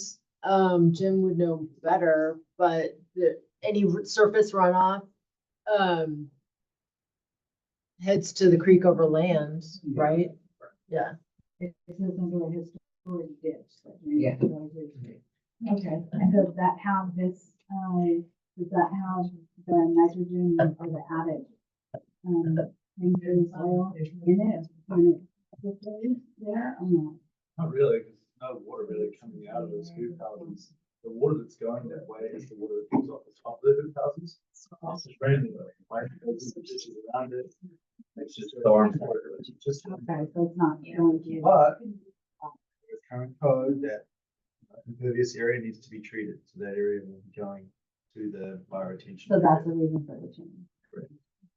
Okay, so Carrie, did you? No, I think Crystal understands. Okay, Crystal, go ahead. Question. So on page 12, it says attachments, and on B, it says project plans revised. Yeah, I left that out, I'm sorry. There's nothing in there. Summers, has queued up the April, so it was added to the April meeting when this came to you guys in April, and the plans have not changed much at all. Except for relative to some bio exclusion fencing, so, if we can queue it up, but yes, I missed it, sorry. Sure, I don't know what the Well, can question we is. see? Do we want to look at? What she did have, and then he can explain to us what was revised, so we kind of have something to reference back to.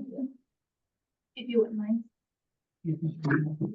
Let me know if you can see. Yes, Yeah. thank you.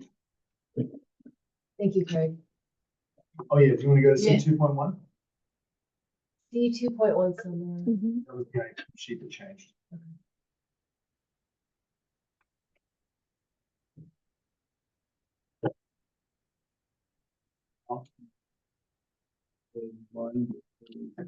Clouding. Yeah, this is not this is the April AAC Okay, one. yeah, okay. So is it easier if I just go up and point it? Yeah. Okay. Okay. So there was an exclusionary fence that ran along here and around this habitat restoration area and all the way around here. I'm trying to get my bearings. Yeah, Where is 92? 92's over here. Yep. And so the hill is up here, right? There's the road up here. That exclusion fence has been removed. The wildlife. The wildlife exclusionary fence in this area, right, has been taken away. It was The not there biodiversity- now, it's been. Not there now. It's been removed from From the plan, proposal. From the proposal. So, from the proposal, it's gone. Yes. So that's what you see. That there's this clouded, it's taken out. And It's the still on- biologist removed it Correct. from the plan. So we removed it on her recommendation, and I think in her discussions with CDFW. That's really the only change. These are the same plans from April. Sorry about So that. that was the change. It's not definitely. And that's just to give you guys a lay of the land a little bit, this is the restoration area that's in the city section of the property. And then the hoop houses are to the right. And then Summer, do you mind, going to a different page that shows the hoop houses? Maybe go up. Yeah, right here. Go down. Next one up. Oh, is it next one up? Mhm. Yeah. Yeah. So these are the hoop houses, and there's actually one that shows the bio retention basins that are, right, there's a compost, and then there's a bio retention basin. See 2.2? Go see 2.2. So get down. Yeah, right here. So this is the compost facility that they're gonna build, and then this is the bio retention basin, and it all flows that way.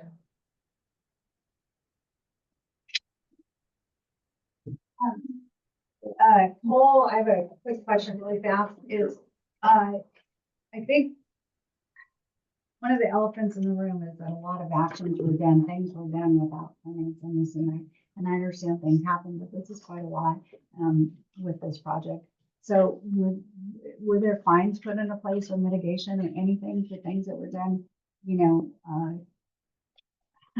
while everyone else? They're working very, very cooperatively with the county. So we usually do citations and things like that when we can't get someone to the table. And they really have been working with us. They've been very timely in applying, in addressing the county's comments. They've went above and beyond in terms of the restoration area that they're proposing I and the appreciate that. compost. But were they, But but were they fined? And Right. did they pay So their they fine? weren't fined. Like No $100 to citation $500? and no mitigation Sorry, I'm sorry. required. No, I appreciate it. They're doing exactly what the county has asked for them to do. And I'm not answering the question. I'm not saying yes or no, because I actually would need to look into it, but it is actually not part of your purview necessarily. Well, it is because we're farmers on the coast, everybody here.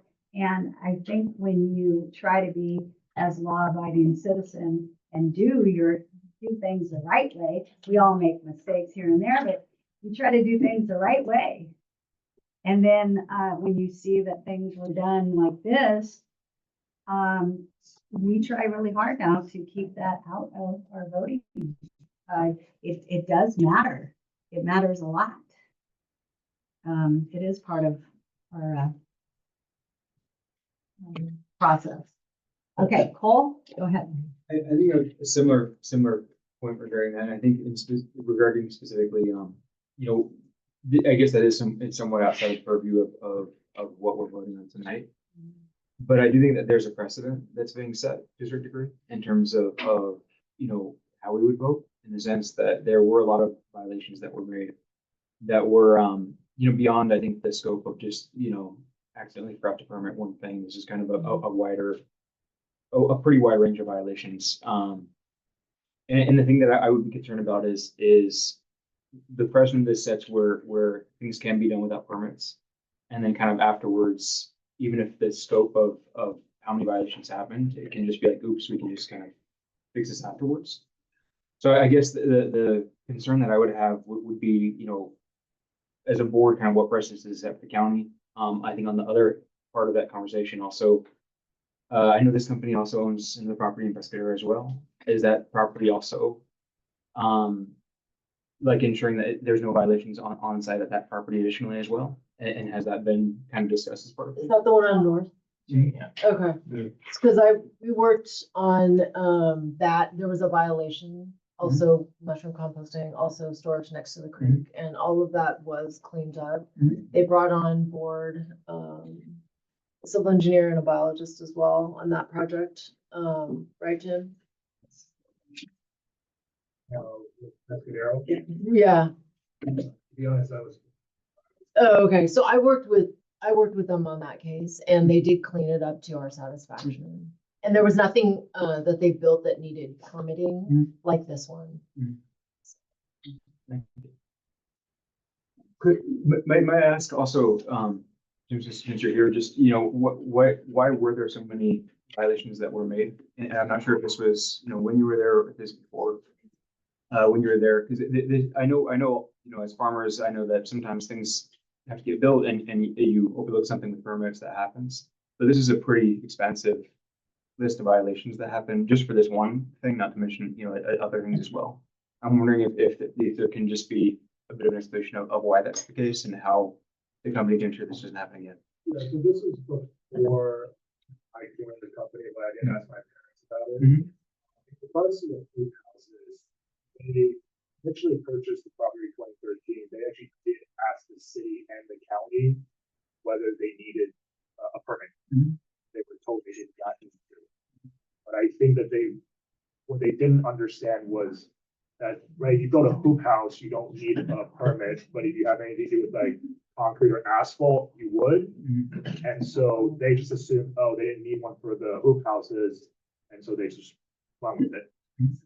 The first, there's 54 hoop houses in total, 27 and 27. The first 27, only the entranceway, about less than 6 square feet, has concrete. Nowhere else in the hoop house has any concrete. The other 28 to 44, only 2% of the entire area has concrete. And so I think that's where that misunderstanding happened. In regards to the labor house farming, I believe when they purchased the property, there was already some mobile homes and RVs on the property, and they never had any intention of. It was less that they wanted to provide labor housing and more that the employees were like, we can't find any housing. Can you do something for us? And so they allowed them to stay on the property, but yeah. Thank you. That's a good explanation. And the mushroom waste that was close to the creek, was that a similar We situation? just never knew. It's one of those things where, and I've asked other mushroom, a lot of those mushrooms are grown on the East Coast near Kennett Square in Pennsylvania. We asked them, what do you guys do with your mushroom waste? Across the board, every single person said they put it in the ground somewhere. There is no other way of using that, that material. Now, in Canada, we have a farm in Canada as well. We have found somebody that will mix it with chicken manure and use it as compost, which is great. We would love to do that. However, in San Mateo County, there is nobody that can help us. We have tried, and the closest person that would help us is an hour and a half away. It's not very feasible for us to drive everything an hour and a half away to go bring to them. Like, if we don't want the material, if we had a way to, and that's why we want to try to compost it so that we can use the material, but it's been a lot of challenges to use it. I think that typically when a farmer goes to the county for a permit, the county looks at every part of that operation.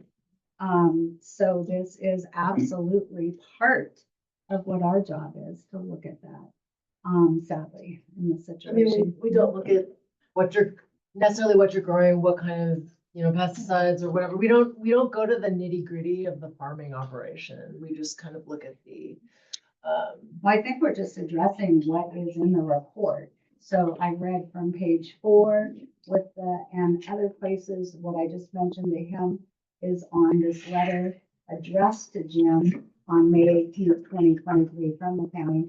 So I'm just addressing what we were given. Peter, go ahead. I'm just curious, an hour and a half away to go that far. So if you, where is it at? Los Banos? yeah, we don't need it. It's South County of Santa I'm Cruz. just curious, you don't have to answer it. And I'm not saying you have to do it. Well, no, that's not silly. I just kind of forget. That's okay, if you had it off the top of your head, I was just curious. Because they had taken a few and they were just like, it's too far away, we can't. But I also want to say, I appreciate you explaining everything and explain how the chain events happen with your parents going down and all this here. Because that does happen and we do realize that. So thank you for that. And thanks for being here in person. Yeah. That's greatly appreciated. BJ, did you have? It makes a huge. Yeah, I'd Yes. just like to make a suggestion, not that I don't trust what you're saying, but I think I'd like to see the committee make a request that if this stuff is taken off and put in other people's land, that it's tested. Because it would be sad to find out that it put it on somebody else's ranch and there's something wrong with it, contaminates the ranch. If you're gonna keep it on your property and you own it, that's your baby, but don't take it to somebody else's. That's what I'm worried about. What's that? Soil has to If it's put on. We're taking anywhere else. export soil. Yeah. So from the horse park, the stuff from the horse park tested before it's taken to other But that's places. Where's it taken? Yeah, but that's natural, that's natural, that's from the hay or straw from right here, probably within the county, and it's compost. This is coming from another country that, you know, I don't know if we, you know, I believe what he's telling me, but is, when it's all said and done and tested, is it safe soil? I would not, they offered it to me to put on my ranch, and I turned it down, I wouldn't take a chance. Just a question, are you saying testing every batch, or are you saying just? No, it should be tested before it's taken to somebody else's property. The compost. No, How It's much? not compost. How much? The stuff that you're bringing in from China, that you have in those loop houses, They finish it. when you just take that off your land, that it's tested, that it's okay to be put on the farmland, Retesting. that it's not contaminated, Anything. that it's contaminated.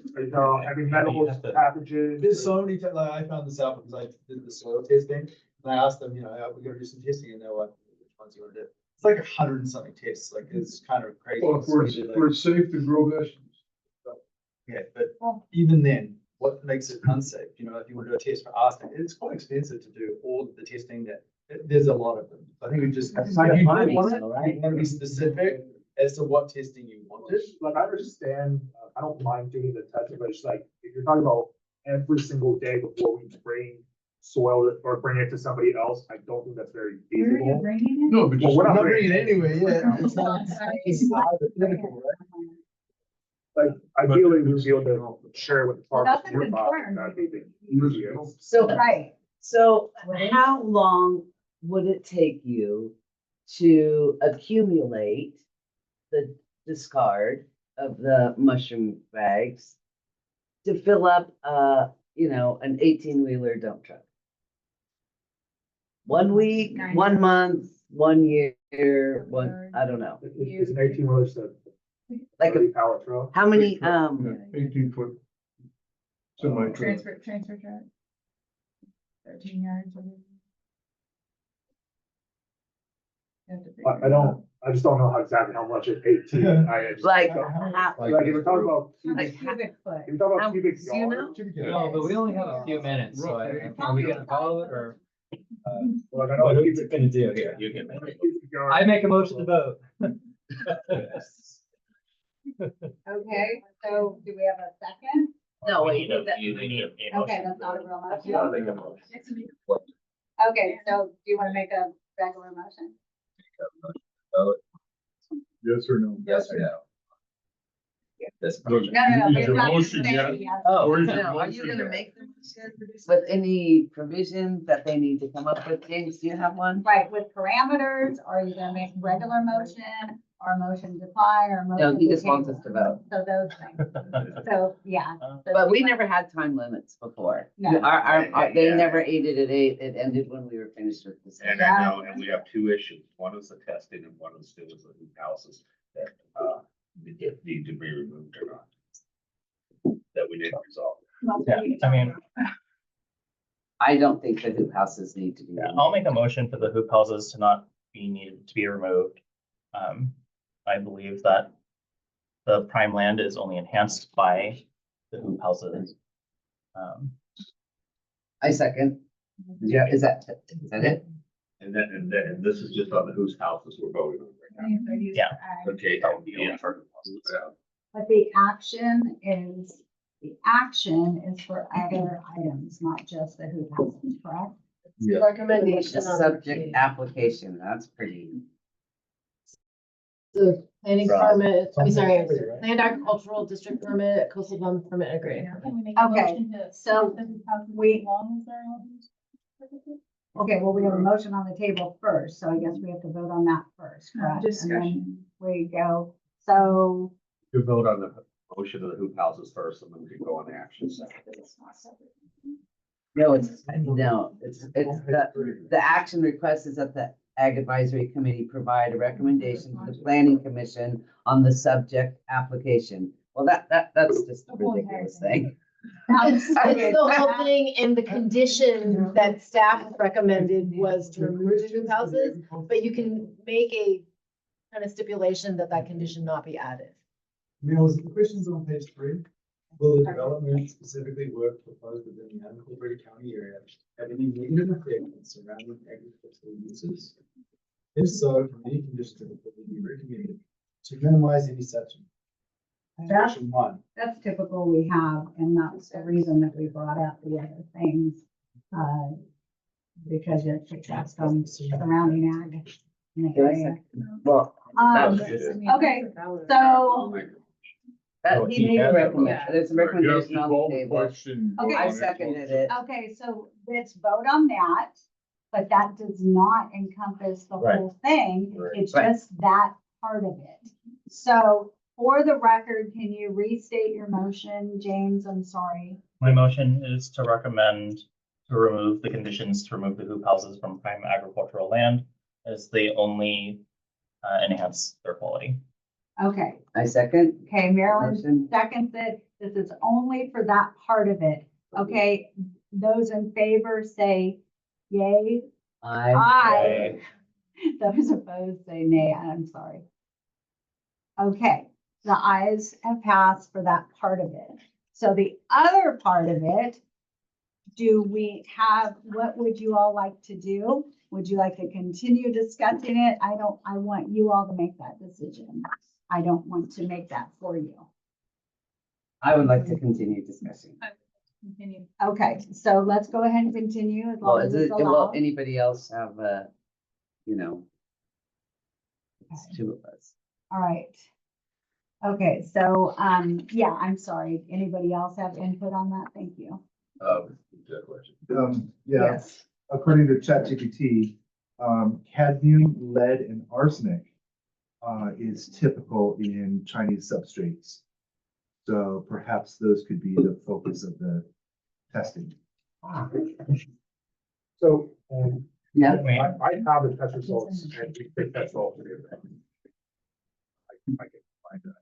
You tested for all three of those? Tested for all three of Okay, those. that would be very If helpful. I believe you tested all three, because if all the, with the state of California, the metals that they need to not have anything exceed, we tested for every single one of those. Every single one of those was below the measure. And it said that it passed the heavy metals. Yeah. Yeah, so I mean, for me personally, I'm okay with the compost. Okay, Crystal, did you? I'm just curious, when was the last time you did it? It was like heavy check. If you said it was from Ventura. So we tested for Half Moon Bay, I believe, about a year ago, when we were starting the whole process. And Ventura was started about a year and a half ago, or 2 years ago. So you did test from Santa Cruz. We did test it. I have the. Okay, Peter? Make a motion that I decided what the next meeting, that we were running out of time. I second that. Okay, so we have a Oh. motion on the table. Peter said he moves that we continue this item to the next meeting. Doing, because we're running out of time and Crystal. Wait, seconded wait. it. I had a proposal that or I make a motion. Make a motion. Make a motion. Yeah. Well, what about, we have a That- motion that's on the already- table. No, there's not a motion on the table. That's right, I retract my motion. There is. Okay, so the motion has been retracted. Second's been retracted, correct? Yes. So Okay, go as, ahead. as the plan stands now, the mushroom compost is not being removed from site. So I motion that we approve that, and in the event that it needs to be moved off site, that it has a condition that needs to be tested. Well, test it and come before this committee, but we'll do put that in the motion to approve that testing rather than just test it. Right? Well, that, Or work with the county. yeah, that's the Yeah. county to, yeah, that's, Okay. it's the county Okay, measure. so do you want to, for the record, Ryan, can you repeat that? It's just for the record, so we can get the exact motion on. So I'm making a motion that compost, the mushroom compost remains on site. And in the event that it needs to be moved off site, that they work with the county. So They require, they're required to work with the county to get it tested and approved and be moved off site. How much is the bond gonna be for ensure removal? That'll be county. It's up to the county. Yeah. Do we have a second? I'll second. Okay, all those in favor say aye. Aye. All those opposed? I'm getting very confused now, because one side's telling me I have to remove it, one side's telling me I shouldn't remove it. Nobody's telling you. We don't have, If- this is just a recommendation committee. It still has to go to the planning commission, but their recommendation is that you don't have to remove it. You don't have to test it unless you should have the compost used off-site. Yeah. If you ship, yeah. And farmers that could, yeah. Right. But if you keep it on site, you don't have to. No, No, we're not asking you to, it's your No, he's choice. saying, We're saying. no, he's saying is the county of San Mateo, like, planning department requiring him to move it offsite? Move what? The compost? Not the No, compost. no. It's not compost. Okay, it's mushroom, Substrate. it's a mushroom waste. Substrate. Are you sure environmental health hasn't asked them to do that? No, we've ran this past Okay. environmental health. All right. Yes, they're Okay, fine. just for clarity for this committee and for the record, please tell me if I'm incorrect. I believe committee that we are discussing and in reference to the large piles that was observed, organic mushroom waste, not compost. Right. And I think that's important to He said it was distinguish. not compost. Okay, and he verified it's not compost, so just so you know when you write up the report. And so the motion on the table is that, and tell me if I'm incorrect, is that if in fact they want to remove it from their site, it has to be tested first. So wait, okay, so there's a Otherwise, compost facility being proposed here. Right. Whether they want to remove it as waste or whether they want to remove it as processed compost, they have to test it. Yes. Okay. And if in fact they don't want to remove it, then what he does on his property, he does on the property in terms of that. Yes. Is that correct? Correct.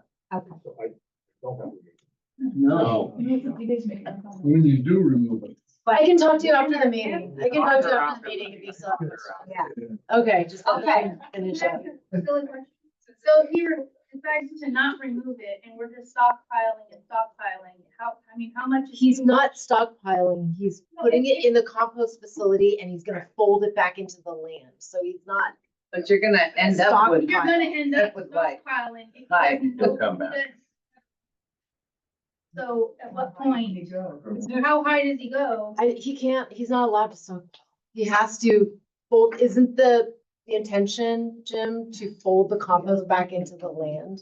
That will still, But then you're gonna change your grade eventually. Over Eventually, time. you're gonna- So we need to think ahead. You need a solution. This is not stockpiling though, to be clear. Okay, This is The just like different time. add a soil additive. correct, But but it over can't- time. Amendment. it's Over time. because No. the soil I think dissolves let's- in let's- soil, also, and you're adding substrate, and over time, over the course of taking this, which by passive, you think you'll increase the Okay, grade. okay. Yeah. They're not allowed to stockpile, but. Okay, wrong term. But I it follow doesn't you, matter. but Over time, you're going to change the elevation. So Yeah. what point do we ask him to remove some or find local farmers who could use it on their land, have it tested and remove it? That's why I asked That's how why- much. Yes. right. Okay, also, How in long? reference to this, and then Bridget will be next. In the letter that the Department of Fish and Wildlife sent to the owner, one of the concerns was that this mushroom waste was 150 feet from Pillorcitos Creek. So is the county, putting in any kind of restriction as far as how close they can have it to the creek? It's going into the facility. He has his facility already on the plan. It's Yeah. like way far away from the creek on that. In terms of folding Okay. it back into the Correct. land? No, she's just, Or, No, it's going into a facility. yeah, it's going Okay, into Yeah. the so then it facility. won't be full. It won't be, yeah, Okay. but I do, I just found that odd that it was left there like that. Okay, Bridget? I don't know if it's a county, I'm pretty sure it's a county requirement, might be even a state, but like, there's rules and regulations, like for the horse farms in San Mateo County, that they can only stockpile manure a certain amount of cubic yards on their property. I'm sure environmental health or planning knows the number or whatever, and then they have to like, dispose of it or get rid of it. So maybe, I don't know if there's this thing that the county has written in their policy that shows like composting for so much piles or whatever, or there might be, or you may need to like work with them to say, hey, you're composting, you can only have X amount of yards on your, and there's a distance from the creek. Right, there's things that staff can work with the applicant on to like figure that. to try to, information. I liked her suggestion, I don't know her name, but I think she loved, she had some people that she was saying that actually want this material. Okay. And so I think that we're gonna put a condition that you work with, local entities who may want. I know, but If it's No, spreading I- an agricultural product, if compost over. when it leaves, we already Right, so addressed it still needs that. to be So it would need to be tested if it was taken off the property, but like you said, it can't just stay on the property and stay on the property Indefinitely. forever. Definitely. I think that owner needed to say something and then. And this is a question I've always struggled with, because I don't believe how this composting policy really accomplishes specialty functions. Because like I said, I really don't see why we're going through a composting process when it's already a it's already hit all its metrics before the composting process. But what happens when it composts? What I'm saying is, why does it need to compost? It reduces. Well, where are you the gonna do with it? bioavailability of the heavy metals. What are you gonna do with it if But you don't it's already, compost? like, so let's say, right, so we go through a composting process to get it under pathogen levels that it needs to be, under the heavy metals that it needs to be. We're already there before the composting process. So I don't understand. Sir, this what is we- your proposal. Yeah, Jim, this is your proposal, this compost facility, so you're changing the project by saying, why are we even doing this compost facility? So that. No, That is your, let him so finish. that is very much changing the project, honestly, that would definitely need to come back in terms of a revised project for me to take this forward without a compost facility, because we haven't looked at it without a compost facility. Okay, Marilyn and then Cole. So are there any rules or regulations with the county or environmental health or the ag commissioner to, you can only have so much, discarded mushroom substrate? Is, Not that I know of. so then it's gonna pile up and, Well, like we Great. just talked about, I'm gonna add a condition with your blessing that he work with local farms on who can use either the waste or the compost, but of course Well, that has to be it- tested before it leaves. That's not the on the site. table. nobody's On the table, going to, testing. yeah, he's gonna work with people, but what if no one wants it? Then what's he Right. gonna do with it? And also I that's mean, not it's a. similar to something your we want. ag waste and, soil amendments and things can just add It's up, not but the there same. isn't any limit necessarily.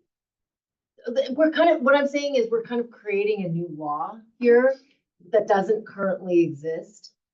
And stockpiling is not allowed. I'm gonna make that clear in the conditions, so you will not see a big old pile. But as far as things adding up over time, that's not It's gonna something, happen. that's not something we, have come across yet. Well, why? On why- anyone's farm, as far as I know. Okay, so on people's farms, when they're growing sprouts, when they're done with the field, they all the sprout stalks, the Right, right, leaves, the decomposing material back into the land. Right, and at some point, you're adding volume to the land, though. No. Oh. Very exciting, yeah, that's the big difference. Yeah, that's what we're doing. So you're not a farmer, so you gotta listen to us. Right, that's the ticket. But he just said that most of the substrate is organic. Go ahead. I mean, it's Yeah. organic. So I think to speak to your question, Jim, so one of the issues is even if a certain batch doesn't have certain levels of heavy metals like arsenic, over time it will have bioaccumulation where over time it will build up over time. Pathogens is less of a concern, like, E. coli, the composting process theoretically would do that, so if you're not testing for it, it's already not there, so that's less of a concern. It's more the heavy metal bioaccumulation over the years is what's the concern. I think in the meantime, there's I think two separate concerns. The stockpiling on your land. I'm not sure how many acres you have to reincorporate that into your land. I would be concerned if you're incorporating too much. That potentially does have high levels of not high levels for one batch, but over bioaccumulation of just that working the soil and over time. You're gonna potentially end up damaging that soil if it's prime soil, especially if it's a small amount of acreage you're incorporating into. If it is shipped elsewhere, it might be worth testing. So I think a simple solution kind of to wrap up the meeting potentially for this is it seems like this issue hasn't been particularly studied enough in terms of understanding what's the proper way of dealing with this. I think that we've answered the question in terms of the action item, I think for tonight regarding the hoop houses. I think for this separate topic, it might be worth having the county kind of do a bit more investigation of what's the best way of dealing with this. Maybe looking at what other counties or places do. We as can well. continue to have, just Yeah. as a suggestion, we can continue to have the land tested. Yeah. Yeah. Over time, like say every 5 years or something, or every 3 years, whatever you Yeah. think is appropriate. I don't think it's, yeah. Is the motion on the table that we did, that you all have asked for our advice? Tell me if I'm incorrect, please, committee members. If I got it wrong, is that it be tested every or any time that it's sent out somewhere else. Is that correct? I have a slight amendment to that, just to wrap, like, potentially, hopefully, if maybe this will wrap it up, is I think there hasn't been enough examination, I think, in terms of understanding what the proper way of dealing with it is from the county's level. And so maybe what we need to do is for tonight, we've already approved the action item in terms of the process. I think maybe this is going to take a little bit more work in terms of understanding what is a long-term plan for this. I don't imagine you're gonna be shipping off any of this to other farms in, the immediate months, I would guess, most likely. So in the meantime, the plan can be developed. When a plan is drawn out and when it is time to actually ship out the compost, we either could have a secondary meeting here just to follow up on that component of it, or we can say tonight definitively just it needs to be tested before it's shipped off to any other property. But it sounds like you also have a concern with it staying on the land, even if he doesn't ship it off. There's a concern with both. So there's a concern with both. And so my thought is I think there needs to be more of a thorough process for the county to examine this particular issue, because this is a pretty unique crop, and this is a very distinctive crop in terms of how pretty much most other. So that's why I was suggesting, so say for the accumulation, you were talking about the accumulation of heavy metals over time, that the soil be tested every so often. It needs to be investigated. I don't want you to just put a Band-Aid on it, and this will be okay for now. Yeah, I know we have to look at long I term. just don't think that it's fair, honestly, to this applicant to be able to, he's not being able to address the violations until this permit's approved. He's not able to do any of the corrections that CDFW wants until this permit is approved. And in a sense, it's like we're doing kind of research on the industry, but kind of at his expense. Yeah, but Well, you put all of these things in this permit. It could have just maybe been Separated. We don't study agriculture. that's why we're here. So you need to listen to us, I'm really listening. I really am. And the other part of It doesn't matter if it's fair or not. Exactly. It's not under the purview of this PAD. It is, because whenever any permit, it covers Has prime everything. soils on it. Everything is looked at, and we're not doing this to be punitive to the applicant. We're doing it to be safe and preserve ag on the San Mateo County. Let me finish. Thank you. On the San Mateo County coast, which is in fact why we were put into this position. Thank you. Go ahead. I mean, I wish also that you brought this up last meeting, because it seems like, the new things and just to continue to have them You're come back. frustrated, but we all could. Go ahead, BJ. One of the reasons I'm bringing this up, I've experienced some of this.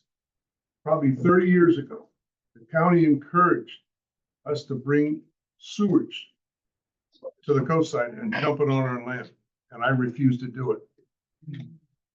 And I found out not too long ago that the sewage causes Lou Gehrig disease. And all of us have a good friend that we just lost a little over a year ago from Lou Gehrig's disease, and it was put on his land. So don't tell me that it can't happen. That was, they told us, don't you worry, there's nothing to worry about. You'll be able, in 5 years, 6 years, you can farm hay on it, you can do what you want with it. Well, maybe it's a coincidence, but this fellow died of Lou Gehrig's disease, and it was on his land.